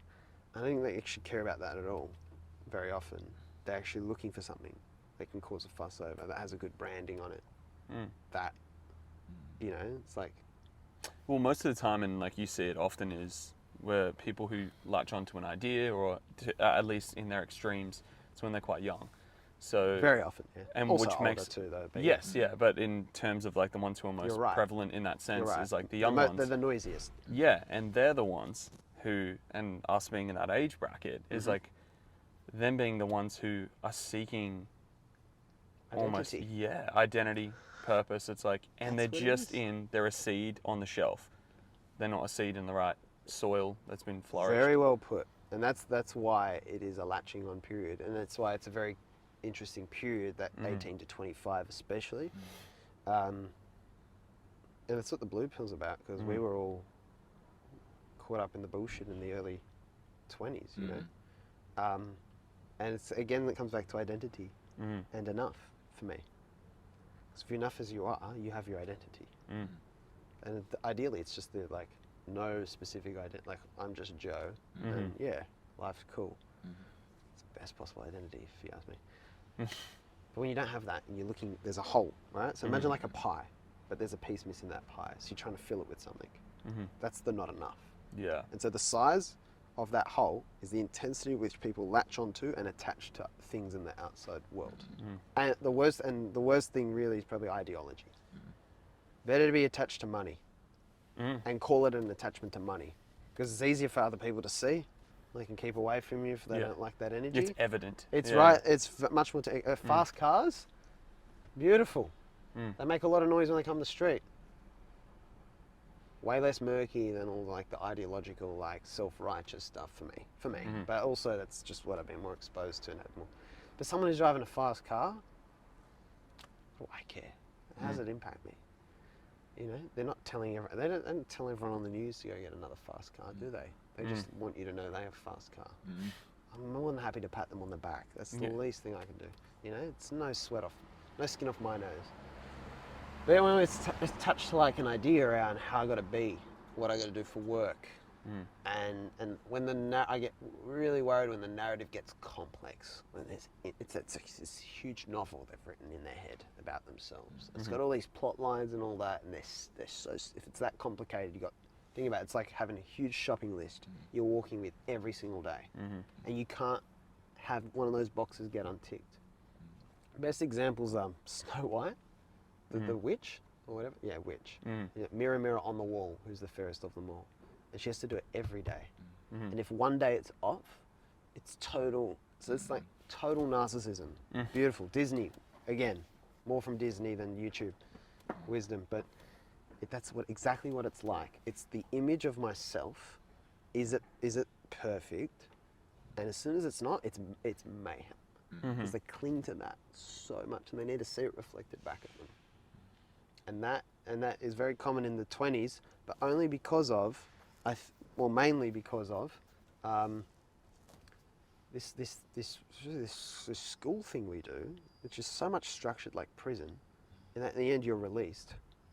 And you're trying to rehabilitate yourself to the world. You know, people talking about finding themselves so often at that period. And I'm starting to wonder if when they actually say I'm trying to find myself, I think they're just trying to reconcile themselves with like the market of the world. And they're trying to figure out where on the supermarket shelf do they fit. Because this idea that's been hardwired into their brain. And then you got this box of success that how am I going to be a success? Let's just seared into their brain, this box to tick. They just can't every time you twist your life, how you're living your life, if you can't see how that box is going to get ticked soon, it can be real agony. But when there's moments when you feel like you don't need to be a success, there's so much peace. And so often people find on holiday and travel and probably driving around Australia. Yeah, you said last week, like the concept of without the box. Yeah. Thinking outside of the box, but thinking without the box, and just like play it to ticking the box. What if there was no box? There isn't. Yeah. There isn't. I mean, some people, many people, I can tell you, get further by not thinking about it at all. But it doesn't mean you don't just stop caring about being a success and you necessarily become a success in everyone's eyes. But my personal experience is when you drop that bullshit, if you have the strength to, you will be blown away by the degree you could not care about those things. Now, it's a funny thing to talk about because, again, it sounds like people normally say, Joe, you're saying everyone should be a monk? And how would society work? And I'm like, I don't think that's what it is. I don't think that's what I'm implying. Like, it's funny that, but when you're so attached to an idea, you normally only have two buckets, that and its total opposite. Yeah. So when you say we don't need to be so fixated on this, they go polar opposite. So I don't judge that. It's I did the same thing. It's the way the mind works conceptually. It's funny. It starts with two big boxes, and hopefully it becomes eventually just this grey blend, white, black, and then total grey. No absolute categories. And anyone can find their peace in many spots along that grey, right? But it's funny that when so you can talk about the ego here. When your ego is dropped, like we were talking about before, the options that you're happy to, like the things you're happy to do for a living, just become fucking huger. Like way more possibilities.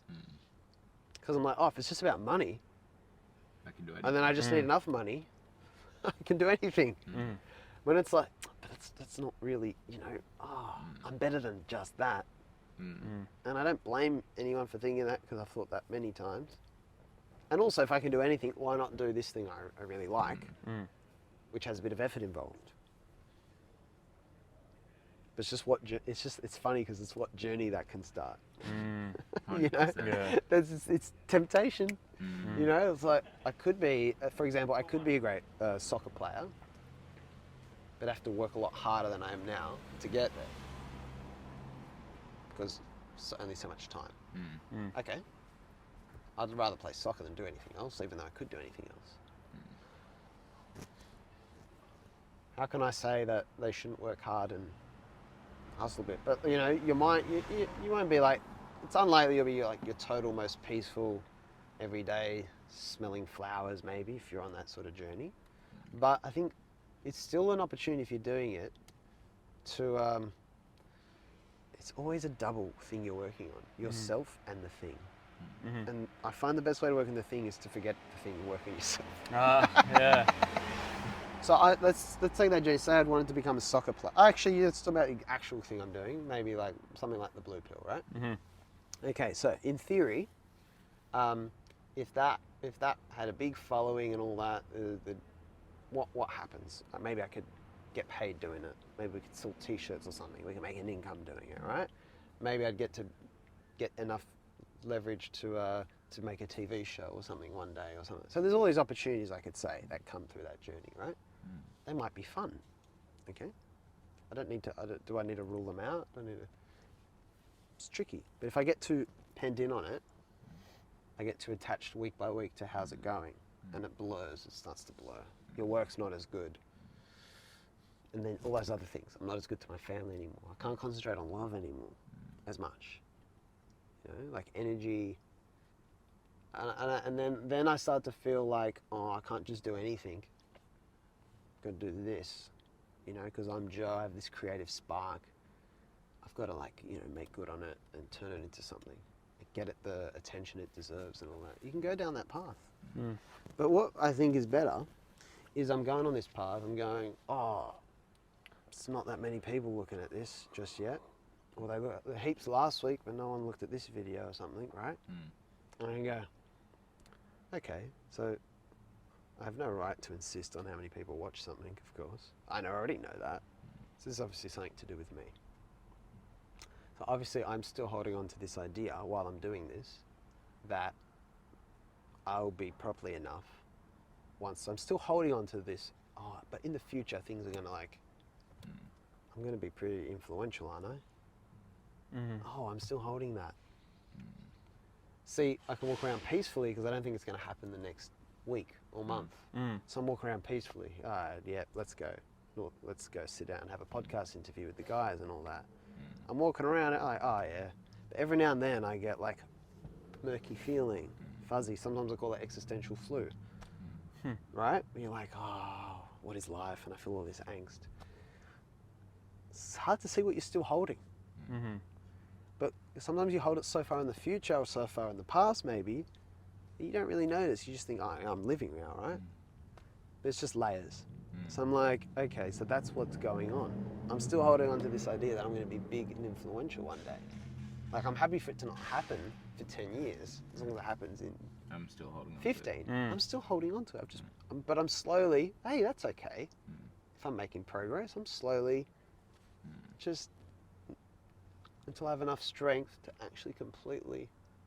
It's not so much a switch you can flick, but it can happen in like a moment, I think, as well, which is crazy. And so I go on that journey. I'm still doing it, but I actually, instead of trying to do more and bang, bang, bang, and more content, I actually just relax. Actually have heaps of ideas, and we go, all right, well, what are actually the best ideas to make into videos? And how can we do it? Because normally what you start doing is you go more. I'm going to do more of this. I'm going to put more effort in, go hard. But like with training, it's not about just how hard and the energy outlet. It's also about the technique and form and all that stuff, and like how effective you are. Important. Which is like working smart. It's the same as working smart instead of hard. Right? Working hard doesn't make sense if you're not working smart. You're just looking. That's to me, Gary Vee, bless his soul. He's just looking for. He's just looking to work hard at something. Like people, That's the box he's trying to tick. Yeah, it's not hours put in, it's output. Yeah. And it's input. Because you control more of what you put in than what actually happens to that. So it's that funny relationship. But yeah, so that's kind of the because you start to identify with the thing. You go, how do I make this? What do we need to do more of? Right? Well, you start to then, you're putting your head down into blue pill, and then you are blue pill. There's a lot of people would give you that advice that because it's a do or die world, and I don't know, but in this case for me, I can just tell you it's not. There's no way, right? And I know that there's no necessity for it. And so the funny thing is, what do we do in life that there's no necessity for that's still worth doing? And that's coming back to the light. That's coming from a place of enough. Not this needs to exist because blah, blah, blah. I need to wake everyone up. It's not true. Because the biggest thing I could do would be, again, not trying to be an example, just trying to be me. Naturally, I'll become an example. But it's not even trying to be an example. Yeah, it's like It's actually just be you. No, Joe. just be the Just be you. because if you're trying to be just an be a light. example, then you're trying to be a type Yeah, you're of like, how do I person. look Yeah, in other people's yeah. eyes? So you never get away from it if yeah. you're thinking. Yeah. Just feel. And so this gradually getting back closer and closer, just continuous coming from the place of feeling. And so if I'm constantly aware that that's what it is, right?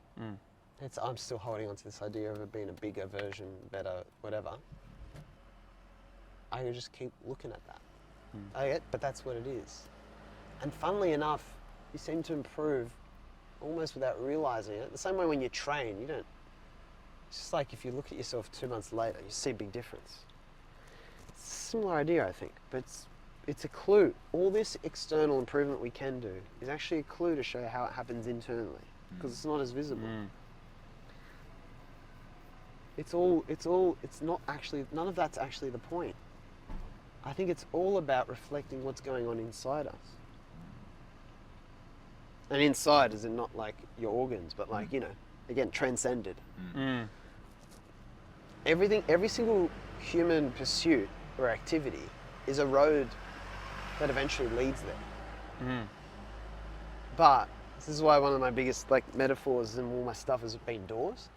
You always have that door where you actually can stay asleep to that.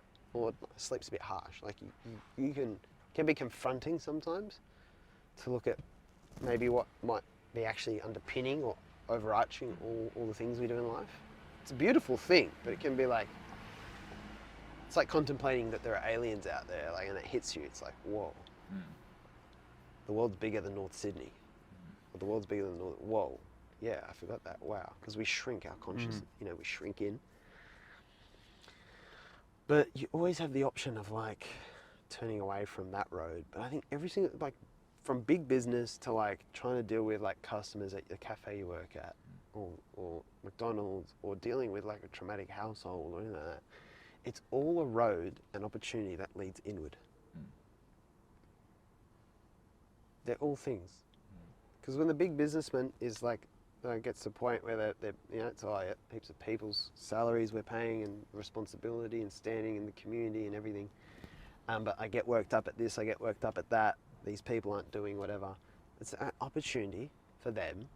They've gone that far without looking inward. And all the opportunities to look inward just keep mounting as you go. More stress, more, like more eggshells, more broken glass. It's just like, it just mounts.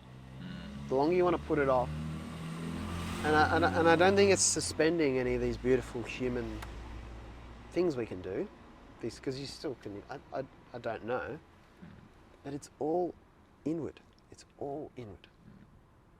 The climate change and all that, I think reflection of what's going on inside us. Because there's unsustainable, non-renewable human energy and there's renewable human energy. Right? And that's what the sun is. The sun just keeps going and we can take so much energy from it. But when there's no sun, if you have a world without sun, obviously you've got to generate the power. And that's our search for power. Mm-hmm. People only want power when they don't know love. When you got the love thing right, I think the natural power just comes to you. That energy comes to you. And you can see little clues of it because when you have a beautiful conversation, sometimes you're not as hungry after. When you're content with yourself, very content with yourself, I've found that your need for human contact doesn't mean you avoid people, but your need for human contact can be a bit diminished. Even other drives, I'd say things like probably sex drive and stuff like that, they can be really like, you're still human, you still got eyes, but the necessity and like the urgency of that is much more reduced. And yeah, your need to fight or get energy that way off other people from causing a ruckus, blowing up about something. Confrontation. That all just... Especially the desire as well. Because once you have the love and the peace, the desire for any of the other stuff just isn't there. No, because they don't compete. Yeah. They're just beautiful little sweeteners. Anything overeating and all that, it's all... There's a guy who specialises in addiction and stuff, Gabor Mate, and he goes, instead of starting asking why the addiction, we've got to start asking why the pain. And I see all this stuff we do. What my like the images of success, especially, are just a mirror for. They're just new forms of addictions. So often. It's always a spectrum. Some people drink too much, but they could just stop drinking. Some people need to. There's all, and same with like career stuff and being big and being famous and all that. They're all addictions. They can all be addictions, sorry. And what I see a lot of is people asking alcoholics how to be better alcoholics. That's what I see a lot of. There's a lot of people asking alcoholics how to be better alcoholics like them. Because maybe when they're alcoholics, they're funnier than they are when they're not, and they think people like them more, and they need people to like them. That's the kind of sadder side to it. That's what I believe I see a lot. It can be sad. It can be a bit, whoa, but it's also fucking funny. Why are you asking an alcoholic? He's an alcoholic. You idiot. Just have one or two drinks. Let's have a laugh. No need to be all serious. And let's just, we're on limited time.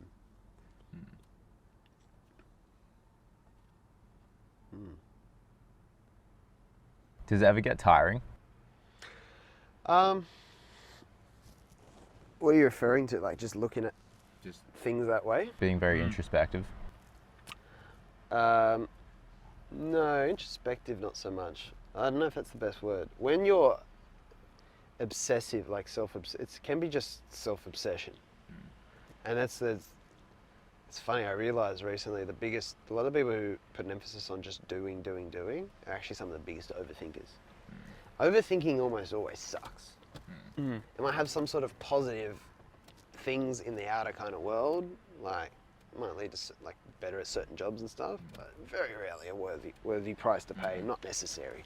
There's a difference between just introspection and overthinking. And so there's a lot of people, so I don't sit down like, I don't know, I would never like sit down like reviewing myself and stuff like that. And I used to do like a little bit of journaling. I used to try it, but I never ever do any dedicated, like very rarely do any. And if I have a thought, I'm a writer anyway, so I might just write something down. It's like a nice thought. But like, it's not really dedicated. It's just like in the flow of the day. None of what I'm describing. It's not like an exercise. There's nothing to sell. You know, I couldn't put in a program or whatever, or here's my tips for blah, blah, blah. It's just like, it's like seeing what someone's wearing when you're walking. Yeah. Oh, that's what I'm wearing inside. Oh, I didn't know I was wearing that today. I thought I was wearing shorts and Adidas sneakers. There is an intense level of like, I've got to improve, I've got to get better, that's the most dangerous addiction of all. Because you're addicted to your own thoughts. And never That's ends. mayhem. Never ends. And they'll be the most like problematic people to deal with, unfortunately. They just give them love. And if you are that way yourself, give yourself love, hopefully. I've been a massive overthinker. I'm falling into an equilibrium over time.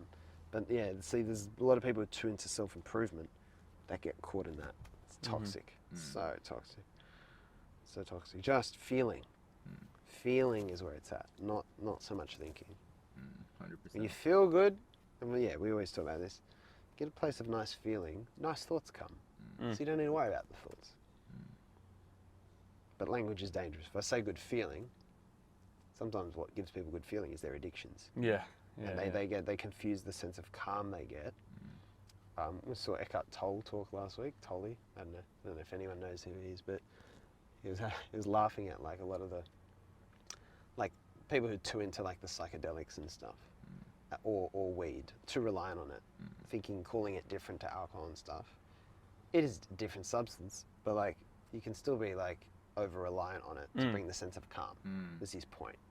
100%. So if you're just using weed to do it, and maybe it's all right, like to start off that way, and then you gradually, maybe you need it, maybe you're going through a lot of internal, and it helps you. It's a progression. That's why I'm not judging. That's why we're talking about not judging people and letting, you want to smoke weed, or just, no problem with that.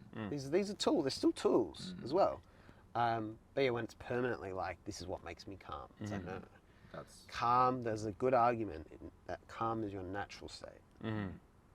So if you need things to make you calm, it's just walking further until calmness more naturally arises. But yeah, it's a good question, because it's really about just feeling calm, not than like, where do I need to get better? I'm very rare. I don't think I need to get better. And it's just going to happen. 100%. Yeah. That's the see, it's a fucking, even talking about this stuff is a knife edge. It's a fine line. And that's why I think we're actually designed to just experience it. And I don't know how much I want to, my podcast is much more direct about exploring this stuff. And I kind of experimenting with making it a bit more like talking about like even like books and movies that actually just have the, because it's dangerous territory. And you can get very carried away thinking one of these people who knows all this stuff. This is the biggest risk. And then they feeling- stick a lot of people there. So this is a knife edge actually, but as long as it's a beautiful, calm feeling, we come back to calm, simplicity. That's normally my like green flags. Yeah. Yeah, because the danger is having the thoughts, but then also convincing yourself that it's your responsibility. Yeah. Yeah, and convincing yourself you're having the right thoughts. And I know too many people like that. And so these people I would spend all this time talking to, and I know people I think are worse off when I started talking to them. Not that I was talking to them in a help them in their life sort of way, but I've had people like, it's a weird thing, I've had people put me on a pedestal, because we talk about this stuff, and then they start to use you as a bit of like a validation point. Like, am I doing what so-and-so Joe approves of? it's a weird thing because they can't even tell who I am anymore. They can't Mm. even see me. So it's totally mood exercise, seeing what I actually think. And then that can be dangerous for you as well. Yeah, it's very dangerous. It's seductive. Yeah. Oh, I want everyone eating out of my hand. I want everyone, you know, giving me their ear. You know, and he's spitting wisdom bombs into their ear. Yeah, it's very dangerous. It's very, and so that's part of what got me in Constant Student, is that desire to be that guy, to tell them that's gonna hurt you. This is be peaceful. So on the blue pill, you know, that's the joke. It's like no one is safe. In our trailer, we had a thing at the end that said no one is safe, not even us. And because we were going to be like, it's not that funny if we make fun of ourselves too much now because no one really knows who we are. But we plan to actually make more fun of ourselves, and me especially, more than any other public figure, any other public figure. And we do it already in the credits. Like sometimes it's like, you know, written by a 28-year-old fake guru who thinks he knows it all, and you know, who was a fan of this guy 1 year ago and stuff like that. Because guys, you can't escape it. You can't outrun human irony. Give up. You're not important. Yeah. I'm sorry. I'm sorry. It's terrible. It's terrible news. Yeah, we have to. You have to. You can't. There's no. It's so liberating. Yeah, and so you see how liberating it is versus the other stuff, and the other stuff just makes you constipated, Yeah. Yeah. like existentially constipated. You're literally blocking up your pipes with shit instead of just naturally. Because so much of the idea, it's hard to accept. It depends. I don't think you can talk about this without getting spiritual, in a way, because it depends what you think a human being is. And if you understand, so much of it just comes from here, right? But there's not much spiritual. There's not much non-spiritual conclusion about your natural being, you know. Because if it's not, it's like you're this thing that's got to be filled in. And then, if you take that worldview, most of our social systems make a lot more sense. Because education's like, we just give you as much as we can. Right? If you're this empty thing, like a stupid little baby who doesn't really know anything, well, we're going to give you, here, we'll put it in. And then, in the outside world, more people will tell you what to do, like bosses and thought leaders and authors and stuff, speakers. Because come back to my cousins on the beach. They have the most important thing already, in my opinion. And creativity, when you're doing something creative, even this conversation to me is a creative thing. I'm watching this, you know, as you guys are. Someone else is giving you your lines, we're actors, right? Like in a good production, where it's like the right intention, the actors know what they're doing, not like deluded actors. And it comes, I feel like when I'm writing, I'm like, it just comes through you. You can write though from your mind. It's not as fun, and it's not as good. But you can pass it off. But the real writing for me comes when it's all just I've green lights everywhere through. I've stopped trying to insist on the traffic, and it can just drive straight through. And I'm a vessel. And Anthony DeMello, this guy I love, had a quote: "You are not the dancer." We might have said this last week. You're being danced. So, guys, in a like a less deep and a worldview that's not as deep might look at us as the dancers. So the idea is to train the dancers and tell them what to do and how to move and whatever.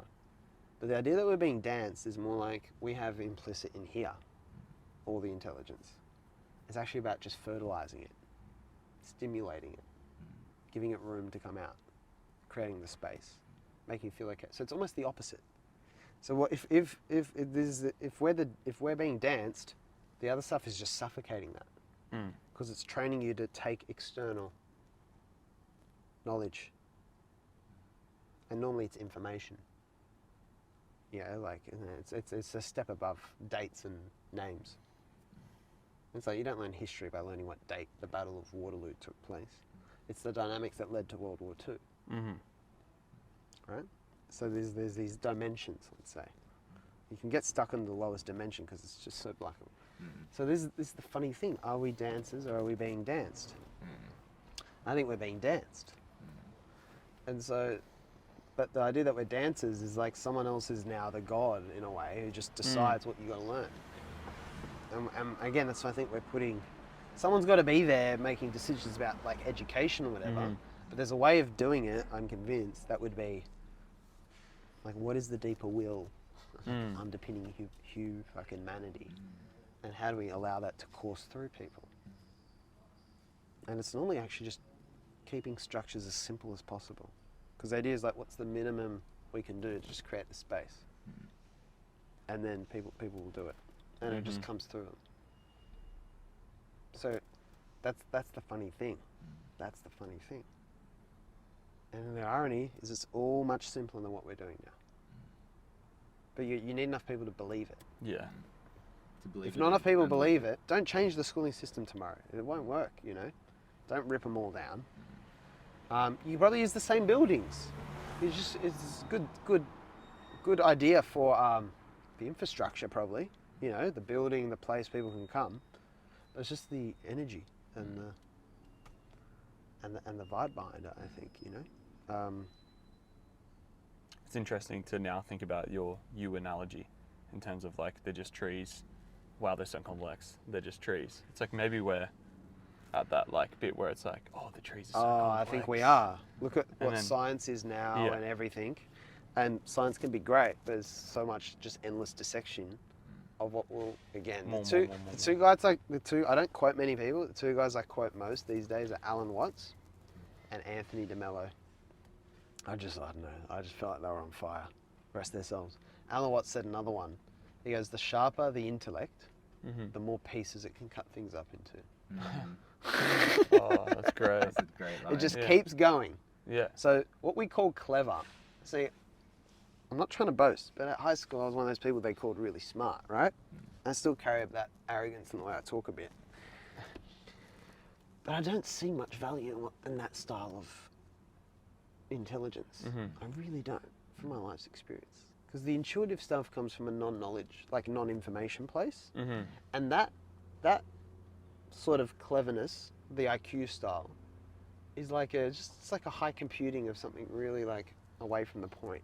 Right? And it's that it biases you towards like slicing things up with your mind. And the problem with it's like trying to map the universe. It's this constantly expanding thing. It's infinite. So you're never going to actually fully cut it up. So if you're caught in the trap of cutting it up without getting to the point where you're like, hang on, whoa. So that quote about the trees are just trees, the mountains are just mountains, for me, is like, at some point, I like looking at them. Hang on, how far am I going to go dissecting them when I can just be looking at them and enjoying them? So a lot of science is stuck in like the dissection phase. But yeah, over a long time we are, then I think we're going to come back around. And that's the beauty of it. Yeah. Well, even if just with thought as well, I feel like in every sort of field, like we're in that stage. Like at least through my I experience. think you're right. I would agree. Yeah. Like in through, yeah, we just want to understand more. Like which I Yeah. guess it feels healthy. Yeah, curiosity is the beautiful engine. So, because sometimes there's this idea that what I describe as more unhealthy than I think most people think it is a lot of our ambition these days. I think it can be largely very unhealthy.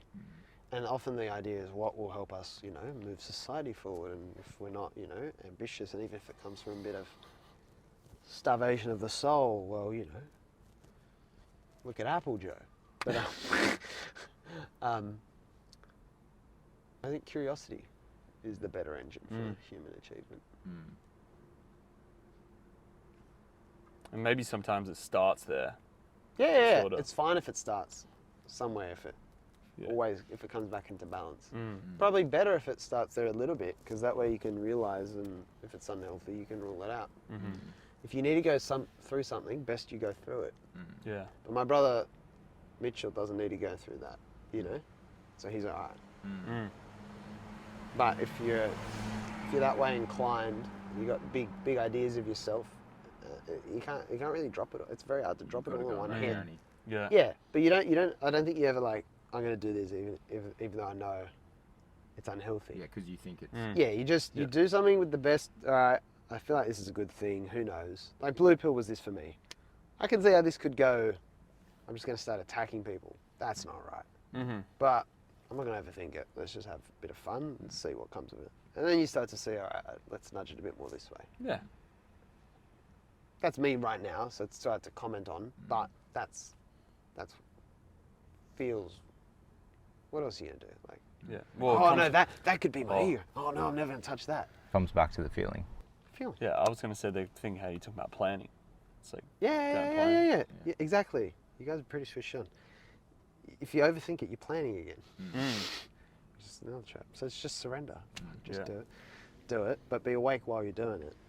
I feel like the only thing we need to do, so talking about that direction we think that things are heading in, I feel like the only thing we need to do is just be present in everything that's going on, but just be aware of what it's, and that's understanding. Be aware of it.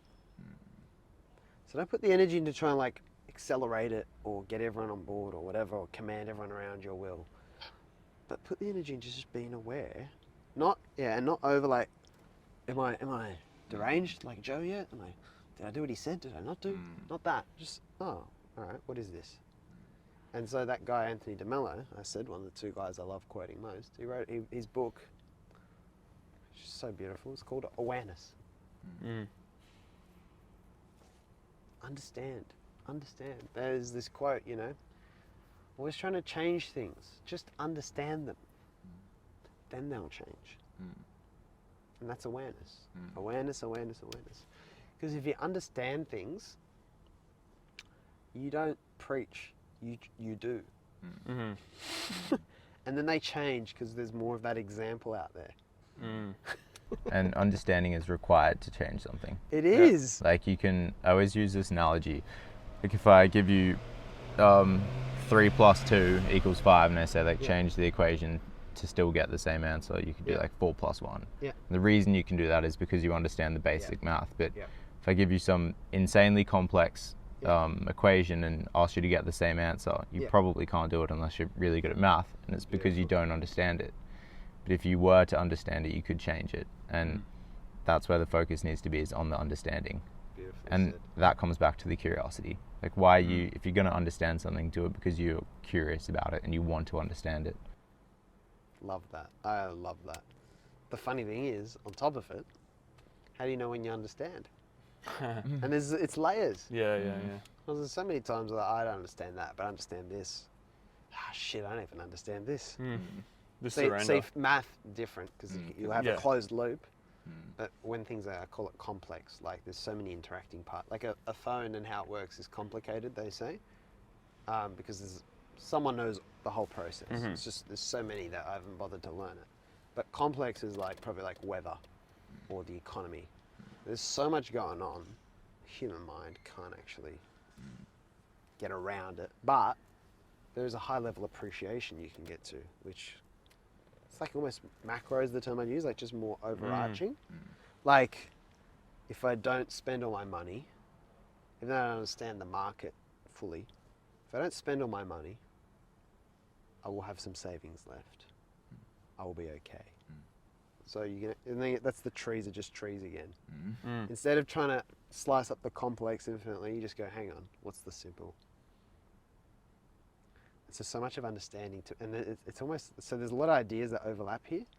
Again, it's almost like transcension again, transcending, like the cross image of like, not there, but middle and up, overcome it. Yeah. And that trees are just trees and the mountains are just mountains.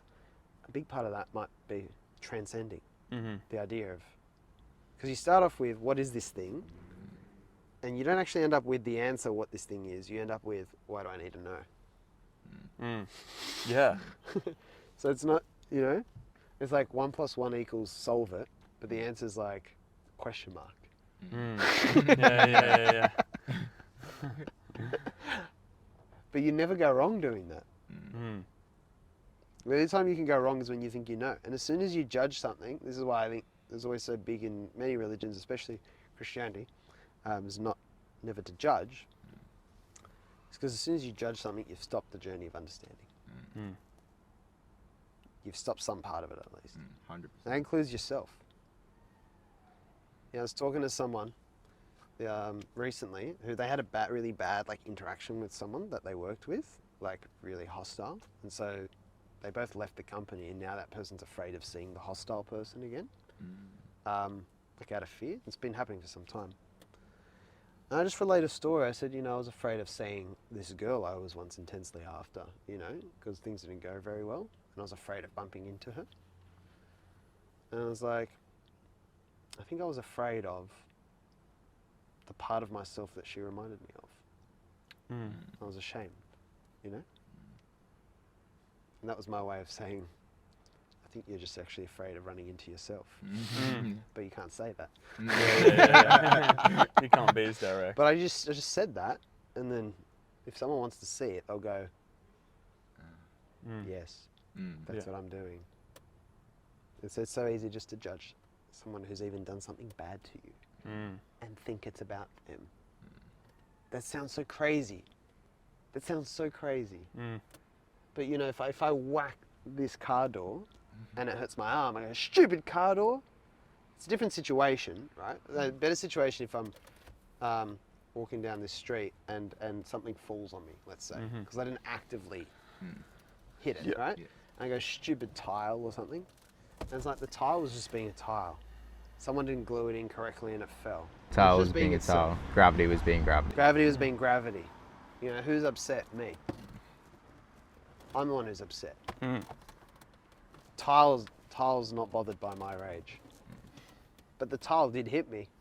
So there's a narrative where, that's what I love about reality, it always leaves you the lesser dimensional response, let's say. You can always get away with criticizing the tile, but what am I going to do?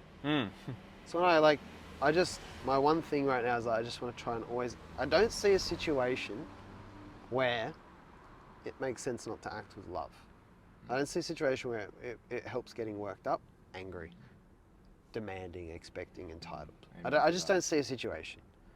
I like work, okay, even though I had a big business, why do I have this big business? Like I could be losing millions of dollars, that's why I get work. But how did I get in that place to begin with? Like, it's just money, It's probably so I could get something I could say was important enough.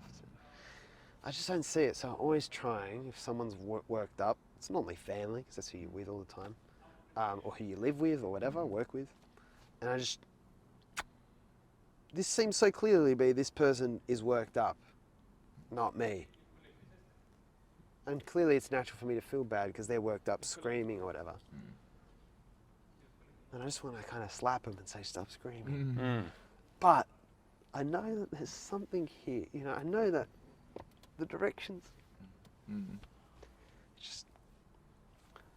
And that happened recently, and that person was calmed down, a couple of hours later. And they apologized. Because you know what? When you're carrying on and someone else is calm and just loving towards you, it makes your carrying on seem fucking ridiculous. 100%. And so you start that someone tells you you're crazy, carrying on, they're just aggravating it. But if they show you by just themselves like not even themselves showing you how you should act again, but just being loving. Again, love is what clarity. breaks through, bro. Love is what gets through that armor guard. That's the one thing. Fuck, could it be only love? Was it the Beatles? All we need is love? Yeah. Was that more than just a song? Was that an Yeah. important message, perhaps? Can't That's be. music. Can't be. Give me another self-help book. What more do you want than just like a peaceful life with the people you live with, like?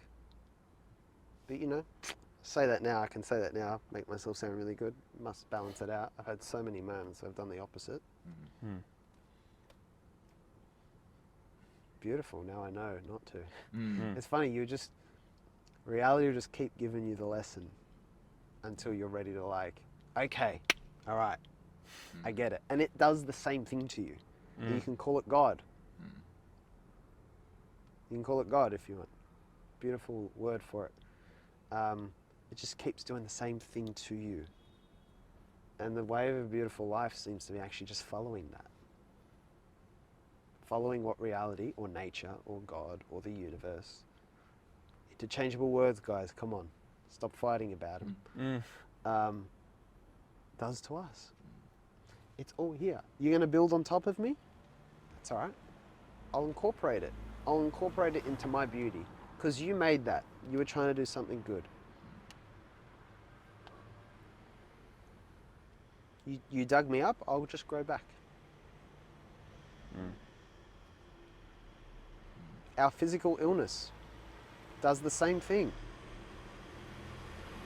It used to be such a mystery to me, like, oh, you know, these diseases that just come out of the blue. And it's like, now you can see how attachment and the way we live brings them on.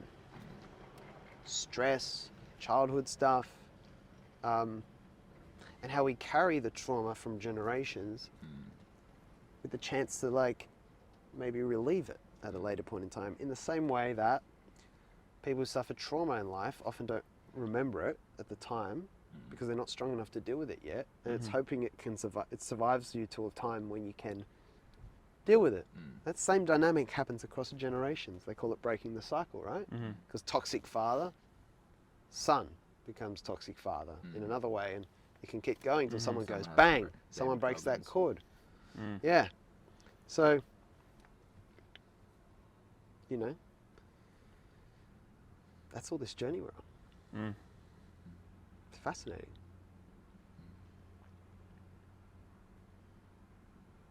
Anything else you want to speak about? Mate, no, it's a dangerous question to ask me because I just keep going. Anything you want to speak about? Any of you want to speak about? I don't know, man. I think you've just given me a lot to think about. Like, yeah. What I really like though is usually I always like reflect on the conversations I have with our guests because I draw a lot of value out of it. But at the same time, I sometimes will get caught in right, I got to sap this for everything it's worth. Yeah. But I'm really content with just being and leaving from here and laughing at whatever I see along the way home and That's so much better. not feeling a need to, but if I want to, I can come back and address things and pull from it. But yeah, it was a beautiful conversation. Oh, beautiful. Thank you so much, guys. And on that thought, I think it's a beautiful thing to help with that. Not for you, but for probably anyone who listens. You will always take away and remember the thing you needed to remember from a conversation. 100%. You were sensitive to it because it's something it was a door you were walking up And to you and can't put your hand ignore on. that. Yeah, so you actually don't need to ferret too hard. I love listening to something that I found useful, beautiful, like later on, and then you probably get other stuff out of it. But yeah, the real takeaway from this would surely be to just enjoy whatever day or night someone is in now, including for us today. Oh yeah. And that's the biggest mistake we've made in history with anything like this. It gets so close, is then we try to build a big building around it, and we build, which can be great, but you know, we get too much into this. Definitely. But everything is transient. Everything. Now we had this experience. Now I'm gonna go get a haircut. Yeah. And we're gonna say the dumbest shit on the ride home. Like it's just. Yeah, exactly. We Back to it. I think I might know what your challenge will be, but we wrap up every podcast with a challenge. Yeah. So it comes from our guest. It could be anything you want, and we'll ideally like complete it during the week. Oh, a challenge for you? Yes. Yeah. So not a challenge for me. You can do it if you want to as I well. thought you though. were going to make me set a challenge for myself. No. So I'm setting you to a challenge. Yes. And you can do it for yourself as well. Oh, wow. Well, what did you think I was going to say? I thought you were going to say, I don't want to plan. I don't want to anchor you to it. Say your challenge, and then I'll tell you what I was thinking. Because I'm thinking. I think we know what we're thinking. Okay.